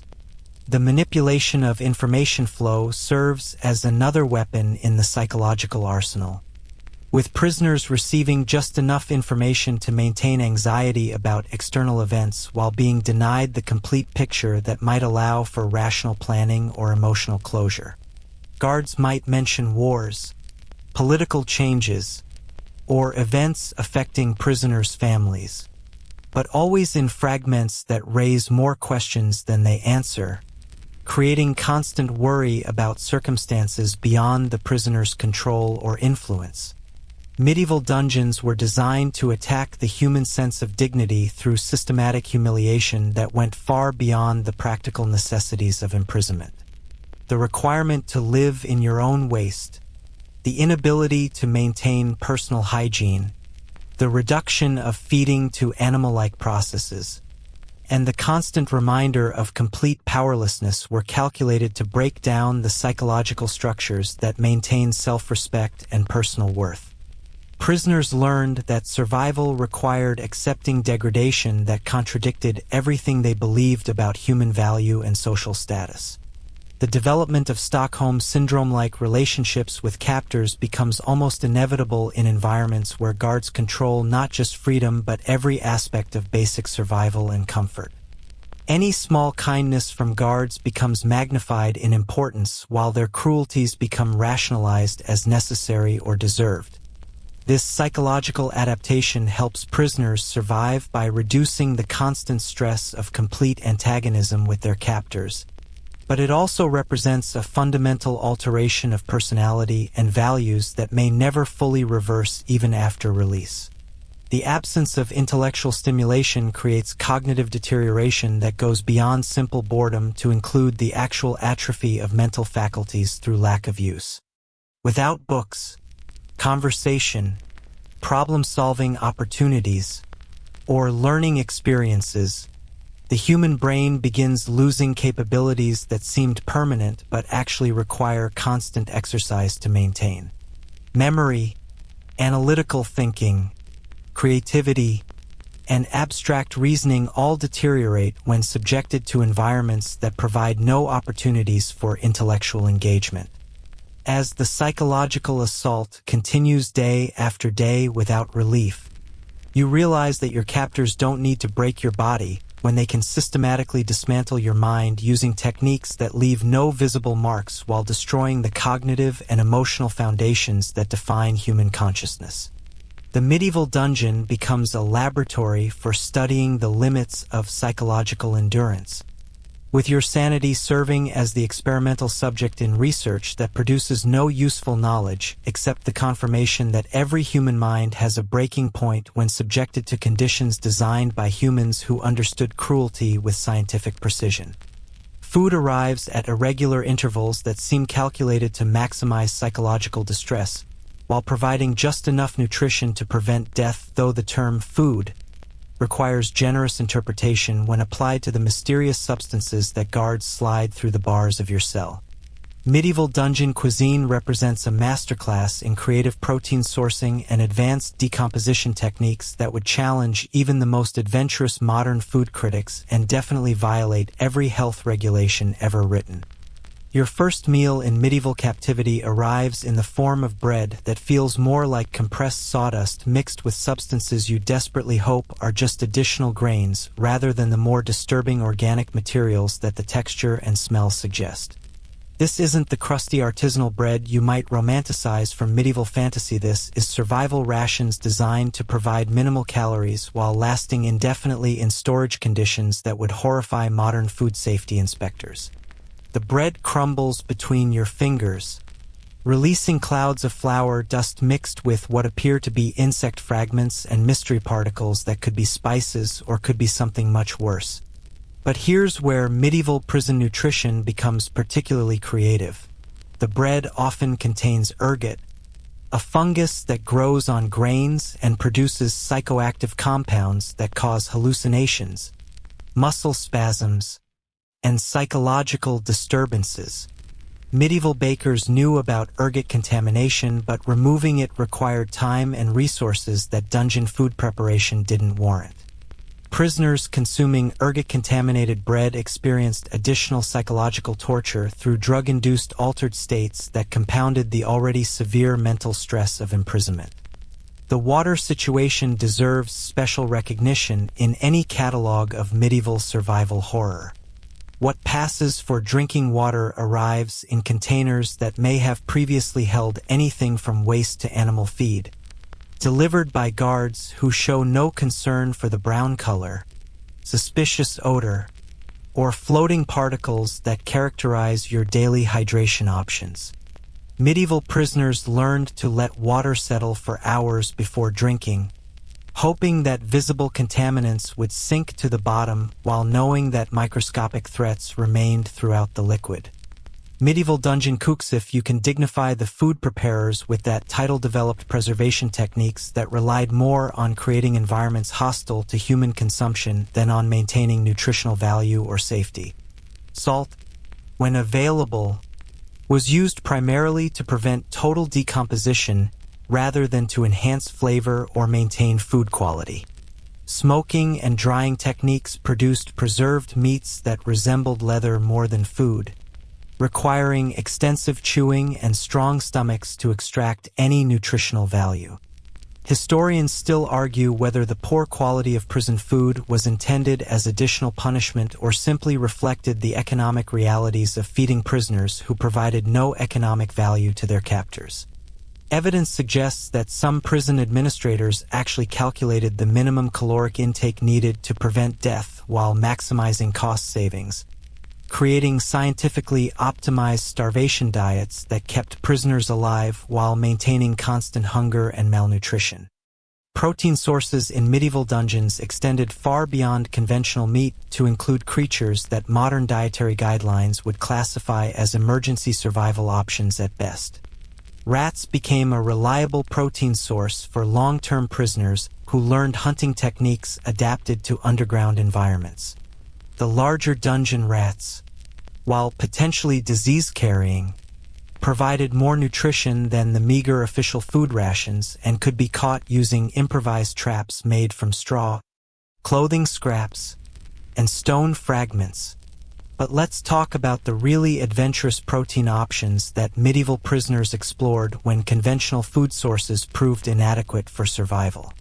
Insects, spiders, and other arthropods became dietary staples that required overcoming significant psychological barriers while providing crucial nutrients missing from bread and water diets. Beetles provided fat and protein, while certain spiders offered concentrated nutrition in small packages, though distinguishing between edible and potentially toxic species required knowledge that imprisoned prisoners had to acquire through dangerous trial and error. The cooking facilities available to medieval prisoners consisted primarily of their own body heat and whatever warmth could be generated by rubbing materials together or positioning food near torches. Raw food consumption became normal as cooking options remained non-existent, forcing digestive systems to adapt to processing uncooked grains, vegetables, and protein sources that would challenge even the strongest modern stomachs trained on properly prepared and sterilized foods. Medieval prisoners developed elaborate food preservation and rationing strategies that would impress modern survival experts while horrifying nutritionists studying optimal dietary practices.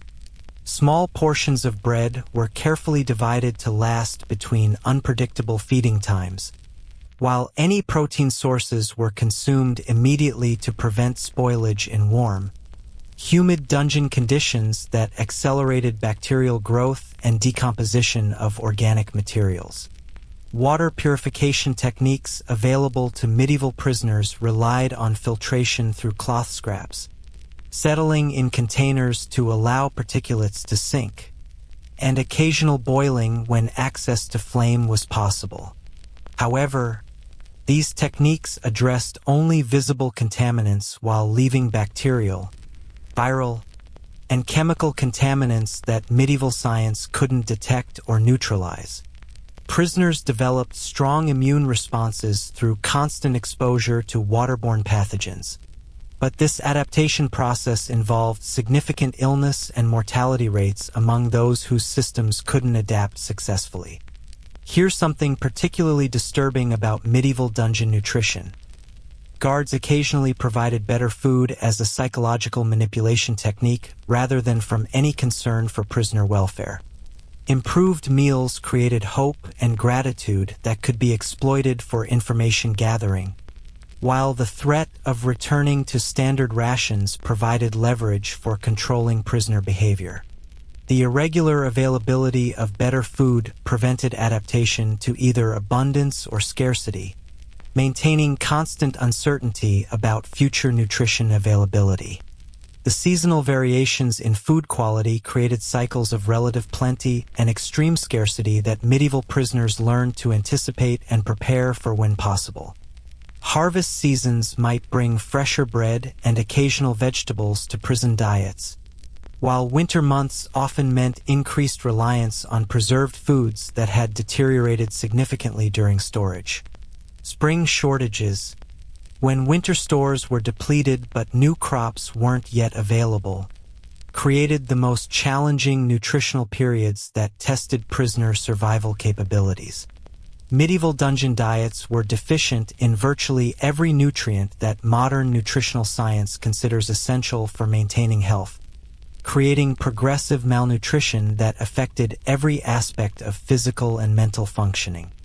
Vitamin deficiencies led to scurvy, night blindness, and neurological problems, while mineral deficiencies caused bone weakness, dental problems, and muscle dysfunction.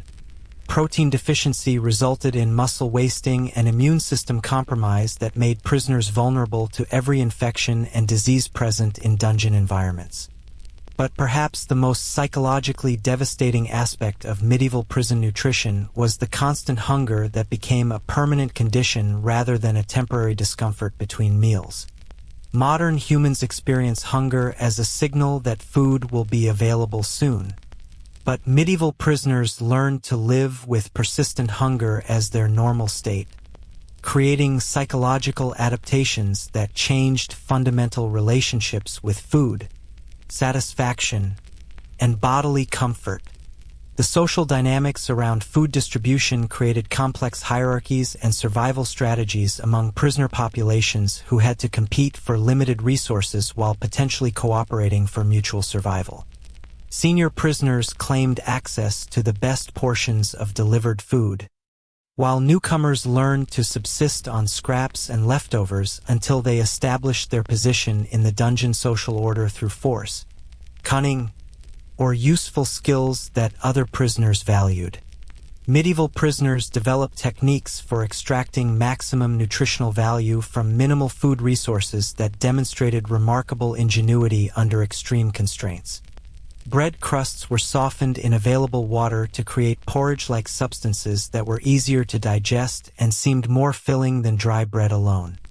Bones from occasional meat portions were cracked to access marrow that provided concentrated nutrition, while cartilage and other normally discarded portions became valuable sources of calories and nutrients. The contamination level of medieval dungeon food exceeded what modern food safety standards would consider acceptable for animal feed, much less human consumption. Mold, bacteria, insect infestations, and chemical contaminants from storage and preparation conditions created toxic loads that modern immune systems would find impossible to process safely. Medieval prisoners developed resistance to many foodborne pathogens through constant exposure, but this adaptation came at significant cost in terms of chronic illness and reduced life expectancy. Food storage in medieval dungeons relied on prisoners' ability to protect small quantities of saved food from rats, insects, moisture, and theft by other prisoners or guards. Hiding places for food scraps had to be secure from vermin while remaining accessible when hunger became unbearable, creating constant anxiety about food security that compounded the stress of unpredictable meal timing and poor food quality. The psychological relationship with food changes fundamentally when eating becomes purely about survival rather than pleasure, nutrition, or social interaction. Medieval prisoners learned to consume foods that would trigger gag reflexes in modern humans, overriding taste preferences and aesthetic concerns to focus entirely on caloric intake and basic nutrition needed to maintain life functions. Food became medicine, fuel, and desperate hope rather than a source of comfort or enjoyment. As weeks of inadequate nutrition accumulate and your body begins consuming its own muscle mass to maintain basic organ function, you realize that medieval dungeon survival isn't just about enduring imprisonment, it's about maintaining human life on caloric intake that modern nutritional science would classify as severe starvation conditions. Your relationship with food transforms from casual consumption to desperate calculation of survival odds based on the minimal resources that occasionally appear through the bars of your cell, teaching harsh lessons about the difference between eating for pleasure and eating to prevent death. The guards who control your fate, represent a special breed of medieval humanity that combines professional cruelty with casual indifference, creating an unpredictable mix of personalities that range from merely disinterested in your suffering to actively creative in devising new ways to make your existence more miserable. These aren't the professional corrections officers of modern prisons with training, oversight, and accountability. These are medieval employees whose job description essentially amounts to keep the prisoners alive until someone decides what to do with them, with remarkable latitude for personal interpretation of their duties. Your first encounter with the guard hierarchy reveals a complex social structure that mirrors medieval society while being amplified by the absolute power dynamics that dungeon environments create. The head guard, typically a minor noble or trusted castle retainer, rarely descends into the actual dungeon areas, preferring to manage operations from above while delegating the unpleasant realities of prisoner management to subordinates who have far more direct contact with the human misery that defines dungeon existence. The daily shift guards who bring food, empty waste buckets, and conduct occasional prisoner checks represent the middle tier of dungeon staffmen who chose this profession either because they lack skills for other castle employment or because they actively enjoy the power dynamics that come with controlling completely helpless human beings. These guards develop personal relationships with long-term prisoners that can range from grudging respect to casual sadism, depending on individual personality traits and whatever entertainment value they derive from their interactions with captive populations. But here's where medieval guard psychology becomes particularly interesting.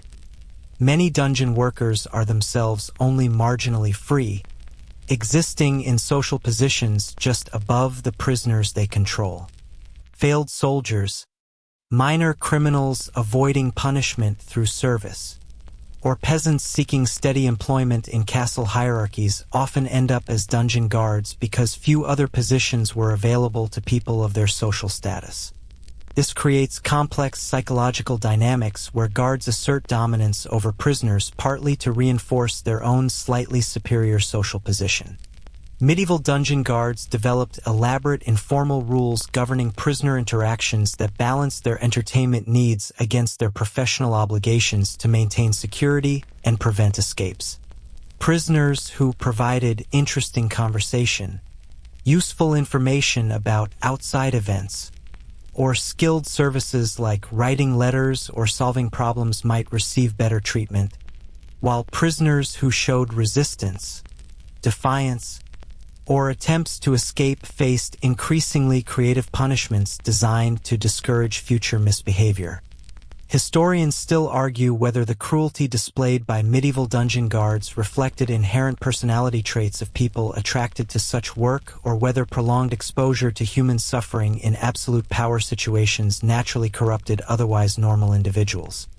Contemporary accounts suggest that even initially kind-hearted guards often became progressively more callous and cruel as months or years of dungeon service desensitized them to prisoner suffering while providing daily opportunities to exercise unchecked authority over helpless victims. The entertainment aspect of guard-prisoner interactions cannot be understated in environments where guards faced the same isolation and monotony that affected their captives. Prisoners became sources of amusement, information, and social interaction for guards whose daily routines otherwise consisted of wandering through dark, damp corridors checking on people who were slowly dying or going insane. This dynamic created opportunities for both mercy and additional cruelty, depending on guards' moods and individual psychological makeup. Your attempts to establish rapport with guards quickly reveal the complex negotiations required for survival in environments where your life depends entirely on the whims of people who have no particular investment in your welfare. Appearing too friendly might be interpreted as manipulation attempts that trigger punishment, while showing too much defiance could result in reduced food, increased harassment, or outright violence. Finding the appropriate balance of respectful compliance without complete submission requires social skills that many modern humans have never needed to develop. Medieval guards often established personal relationships with individual prisoners that resembled feudal lord-vassal dynamics in miniature, with guards providing protection, better food, or other privileges in exchange for services, information, or simple entertainment. Educated prisoners might write letters for illiterate guards, while skilled craftsmen could create useful items using whatever materials were available in dungeon environments. These relationships provided survival advantages but also created additional psychological stress through the constant need to maintain guard approval and avoid actions that might terminate beneficial arrangements. But let's talk about the really creative guards who treated prisoner management as an opportunity for psychological experimentation and personal entertainment. Some guards developed elaborate games involving prisoner privileges, creating complex reward and punishment systems that bore no relationship to actual prisoner behavior but provided guards with ongoing entertainment as they watched prisoners attempt to decode rules that existed only in the guard's imagination. The corruption opportunities available to medieval dungeon guards created additional layers of unpredictability in prisoner treatment, with some guards accepting bribes from prisoners' families or political allies while others used their positions to extract sexual favors, valuable information, or personal services from prisoners who had few options for refusing unwanted attention. This corruption wasn't necessarily better for prisoners, as corrupt guards often had to maintain appearances by treating some prisoners worse to avoid suspicion from supervisors. Medieval guard training consisted primarily of learning security procedures and basic prisoner management techniques from more experienced guards, creating informal apprenticeship systems that passed down both practical knowledge and cultural attitudes about appropriate treatment of prisoners. New guards learned which prisoners could be trusted, which ones required constant surveillance, and which ones provided the best opportunities for entertainment, profit, or useful services. The seasonal variations in guard behavior reflected the broader rhythms of medieval castle life, with harvest seasons, religious holidays, and political events affecting guard moods and treatment patterns. Guards might be more generous during religious festivals or more irritable during periods of political tension, creating additional unpredictability in prisoner treatment that prevented adaptation to consistent behavioral patterns. Here's something particularly disturbing about medieval guard psychology. Many guards genuinely believed they were providing appropriate treatment for prisoners who deserved their circumstances due to crimes, political positions, or social status. The medieval worldview included strong beliefs about divine justice and social hierarchy that justified treating prisoners as fundamentally different categories of human beings who merited harsh treatment as natural consequences of their actions or circumstances. The guard social hierarchy created internal conflicts that often played out through prisoner treatment, with lower-ranking guards asserting authority over prisoners as compensation for their own subordinate positions within castle staff structures. Senior guards might protect certain prisoners from harassment by juniors, while junior guards might target prisoners who received favorable treatment from superiors as a way of expressing frustration with their own limited authority. Medieval prisoners learned to read guard mood patterns and behavioral cues with the skill of experienced psychologists, developing expertise in predicting when guards might be receptive to requests, when they should avoid contact entirely, and when opportunities might exist for negotiating better treatment or gathering information about external events. This psychological reading of guard behavior became a crucial survival skill that could determine the difference between life and death in environments where guard decisions controlled every aspect of prisoner welfare. The physical violence employed by medieval guards ranged from casual slaps and shoves to systematic beatings designed to punish specific behaviors or extract information from resistant prisoners. However, Guards had to balance their desire for violence against practical considerations about maintaining prisoner health and avoiding deaths that might attract unwanted attention from supervisors who were ultimately responsible for prisoner welfare and security. Guards developed personal reputations within dungeon communities that affected how prisoners approached them and what kinds of interactions were possible or advisable. Some guards were known for fairness within the constraints of their positions, while others earned reputations for unpredictable violence or particular forms of cruelty that prisoners learned to anticipate and avoid when possible. The information networks maintained by guards often provided prisoners with their only connections to external events, though guards filtered and controlled this information flow according to their own interests and entertainment value. News about wars, political changes, or events affecting prisoners' families might be shared accurately, distorted for psychological impact, or withheld entirely depending on guard moods and their assessment of how information might affect prisoner behavior. Medieval guard corruption extended beyond simple bribery to include complex relationships with local merchants, other castle staff, and external political figures who might have interests in particular prisoners. These relationships created opportunities for prisoners with valuable connections to negotiate better treatment while creating additional dangers for prisoners who lacked political protection or valuable external relationships. The retirement prospects for medieval dungeon guards were generally poor, as prolonged exposure to underground environments and constant association with human suffering created health problems and social stigma that made transitioning to other employment difficult. Many guards remained in dungeon service until death or disability forced retirement, creating populations of increasingly bitter and callous employees who had little hope for improvement in their own circumstances. The drinking culture among medieval guards created additional complications for prisoner survival, as alcohol consumption patterns affected guard behavior in unpredictable ways that prisoners had to navigate carefully. Some guards became more generous when drinking, while others became violent or unpredictable.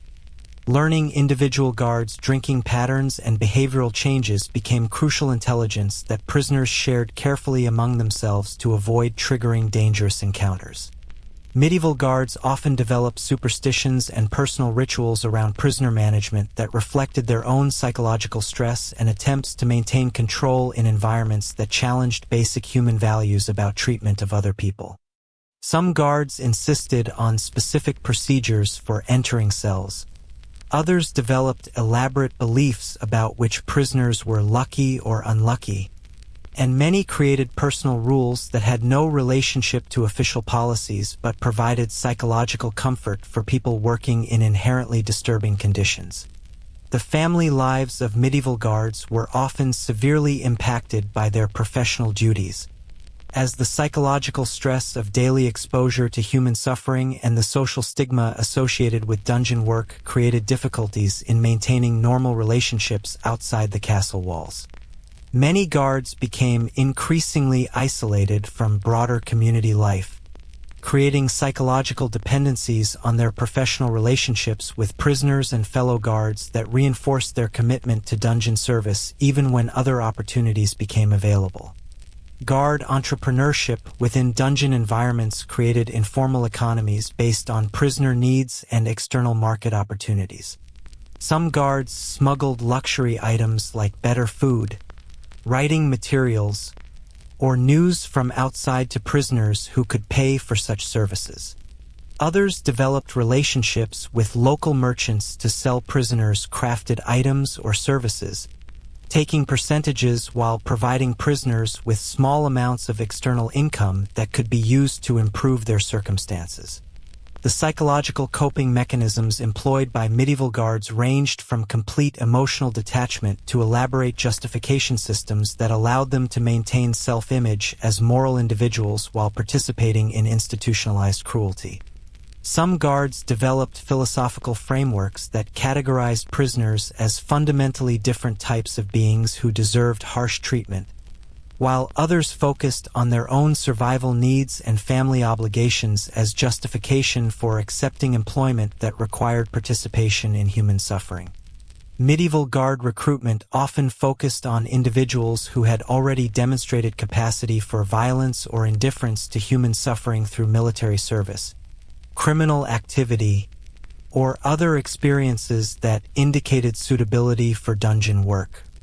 However, the specific psychological demands of long-term imprisonment management required different skills than battlefield violence or criminal activity, creating ongoing training challenges as guards learned to balance cruelty with the practical requirements of maintaining living prisoners over extended periods. The advancement opportunities within guard hierarchies were limited but highly competitive, creating internal conflicts and political maneuvering that affected prisoner treatment as guards sought to demonstrate their value to supervisors through various approaches to prisoner management. Some guards competed to show they could break prisoner resistance most effectively, while others demonstrated their value through maintaining order and preventing escapes or deaths that would reflect badly on dungeon administration. As your imprisonment extends into weeks and months, you realize that your survival depends not just on enduring the physical conditions of dungeon life, but on navigating the complex psychological landscape created by guards whose personalities, moods, and individual quirks determine whether you receive adequate food, basic medical attention, or protection from the worst excesses of medieval prison brutality. Your relationship with these guards becomes the most crucial factor in determining whether you emerge from imprisonment alive, sane, and capable of returning to normal life, or whether you become another casualty of a system designed to break human beings through the systematic application of controlled cruelty administered by people who have their own complex motivations for participating in institutionalized suffering that challenges the basic humanity of everyone involved in its operation. The moment of psychological collapse arrives not with dramatic fanfare, but with a quiet surrender that feels almost peaceful after weeks or months of fighting against impossible circumstances that were designed specifically to overwhelm human endurance. Your mind, pushed beyond its adaptive limits by constant stress, sensory deprivation, social isolation, and physical degradation, begins shutting down non-essential functions in a desperate attempt to preserve whatever core consciousness might survive the medieval dungeon experience that has systematically stripped away every element of your identity, dignity, and hope. The progression toward complete breakdown follows predictable stages that medieval guards learned to recognize with the casual expertise of people who had watched hundreds of prisoners navigate the same psychological territory. First comes denial, where your modern brain insists that rescue is imminent, that this experience is temporary, and that your normal life will resume once the mistake of your imprisonment is corrected. This stage can last days or weeks, depending on your psychological resilience and the specific combination of stressors that your particular dungeon experience provides. Then arrives bargaining, where you begin negotiating with invisible forces, God, fate, your captors, or your own consciousness, offering increasingly desperate trades for relief from your circumstances. You promise to be a better person, to dedicate your life to noble causes, to never complain about minor inconveniences again, if only someone or something will end your suffering and return you to the world of flush toilets, temperature control, and predictable meal schedules that once seemed so ordinary. Medieval prisoners who survived long enough to document their experiences described the anger phase as simultaneously the most dangerous and most hopeful stage of psychological breakdown. Rage provides energy that can be channeled into escape attempts, resistance activities, or simply the emotional fuel needed to continue surviving when rational analysis suggests that death would be preferable to continued existence. However, anger also creates confrontations with guards, conflicts with other prisoners, and self-destructive behaviors that can accelerate physical deterioration and reduce survival chances. But here's where medieval dungeon psychology becomes particularly insidious. The environment is specifically designed to prevent healthy expressions of anger while channeling that emotional energy into self-destructive patterns that accelerate psychological breakdown. You can't fight back against your captors without triggering severe punishment. You can't escape your physical constraints through violent action. And you can't even damage your environment effectively because stone walls and iron bars absorb human rage without providing the satisfaction of visible impact.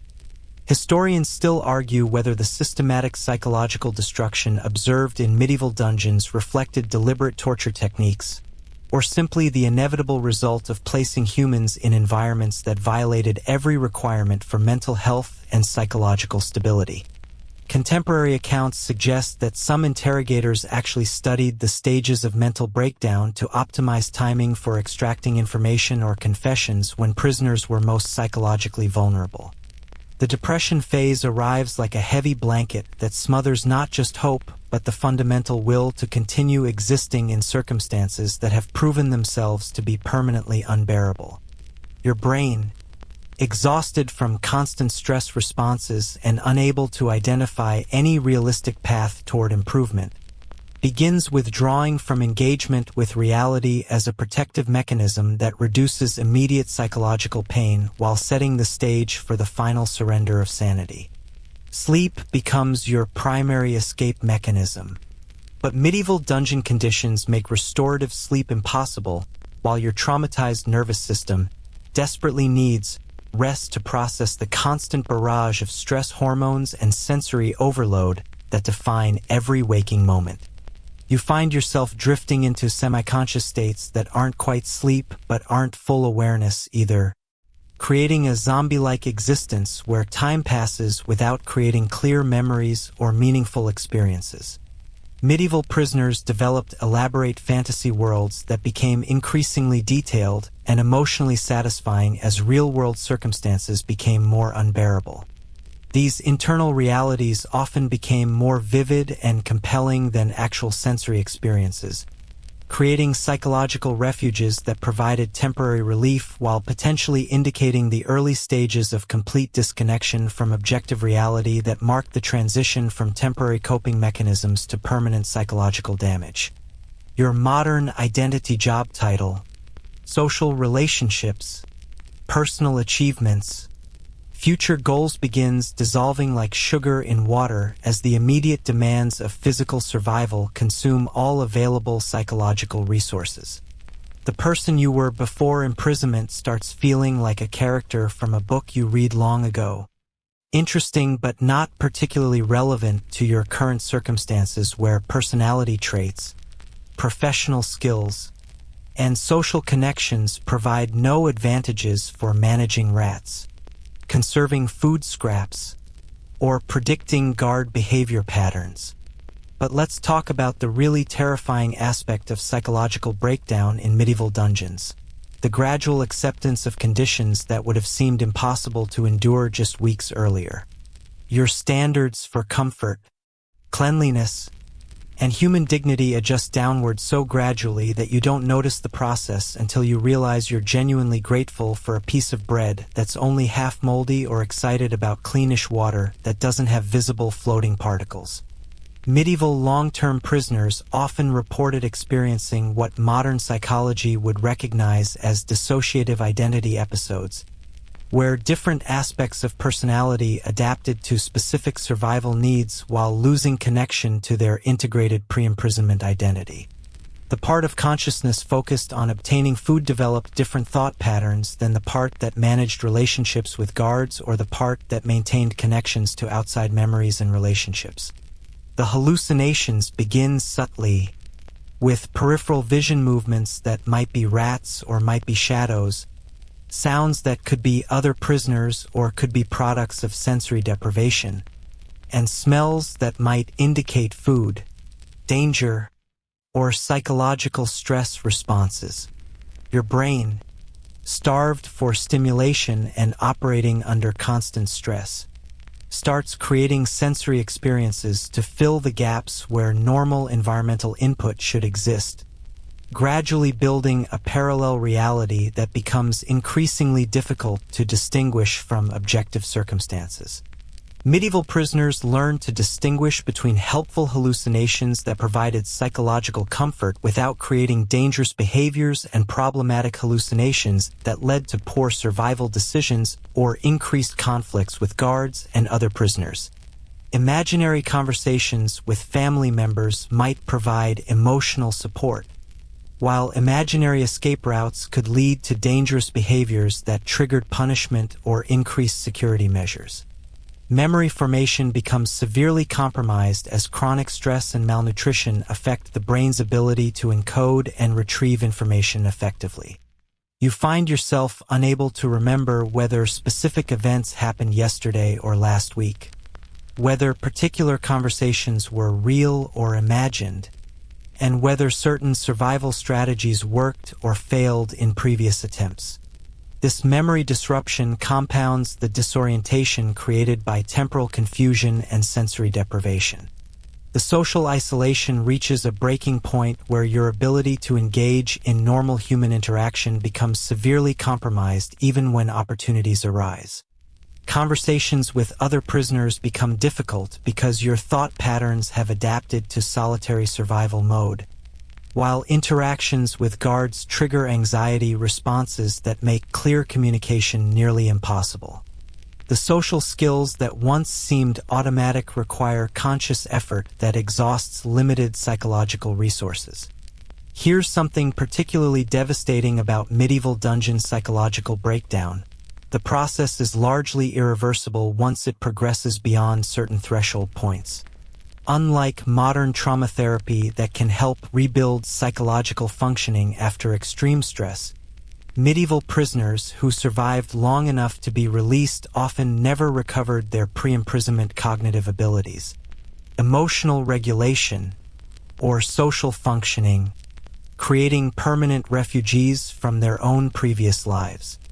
Your body's stress response systems begin shutting down not because the stress has ended, but because your nervous system can no longer sustain the high alert status that imprisonment demands. This creates a false sense of calm that actually indicates serious psychological damage rather than successful adaptation to difficult circumstances. The numbness feels like relief but represents the death of emotional responses that are essential for normal human functioning. Medieval prisoners who reached the final stages of psychological breakdown often became docile and compliant not because they had accepted their circumstances, but because they had lost the cognitive capacity for resistance, planning, or even basic self-advocacy. Guards recognized this stage as both a management success and a sign that the prisoner was no longer useful for interrogation, information gathering, or political leverage purposes. The acceptance phase doesn't represent healthy adaptation to difficult circumstances, but rather the complete surrender of hope, resistance, and connection to life outside the dungeon walls. You stop thinking about rescue, release, or escape not because these outcomes are impossible, but because your brain has lost the ability to conceptualize futures that differ significantly from your current reality. The dungeon becomes your entire universe because your psychological world has contracted to match your physical constraints.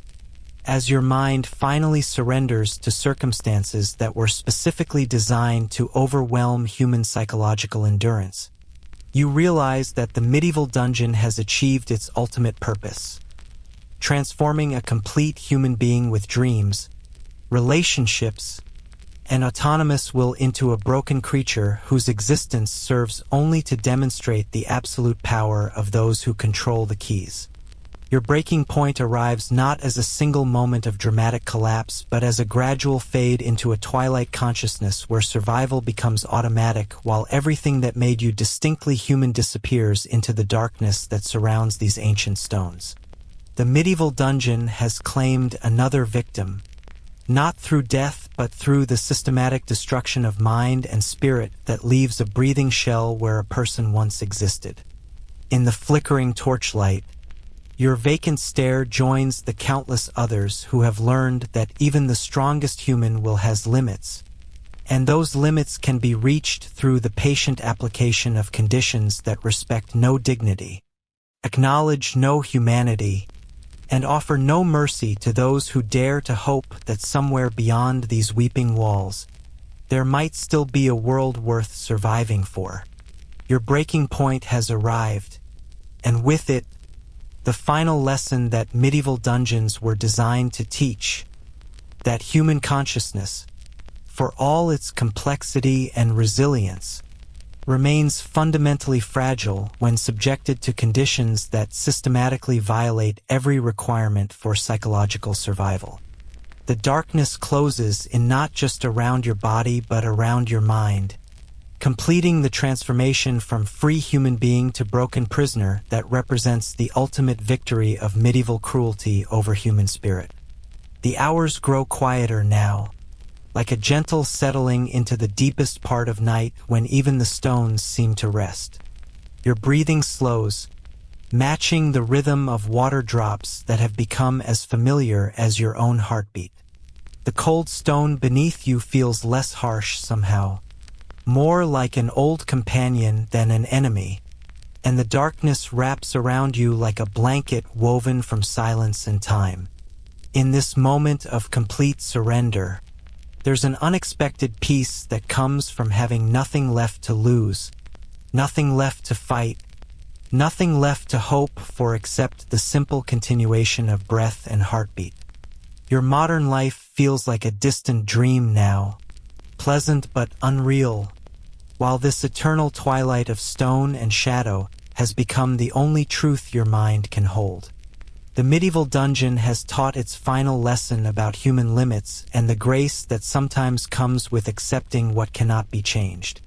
Even here, in humanity's darkest creation, consciousness finds its own strange rest. Your eyes close not in defeat, but in a surrender so complete it feels almost like freedom.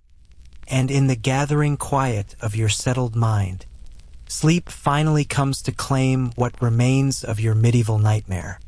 Sweet dreams, wherever you find them,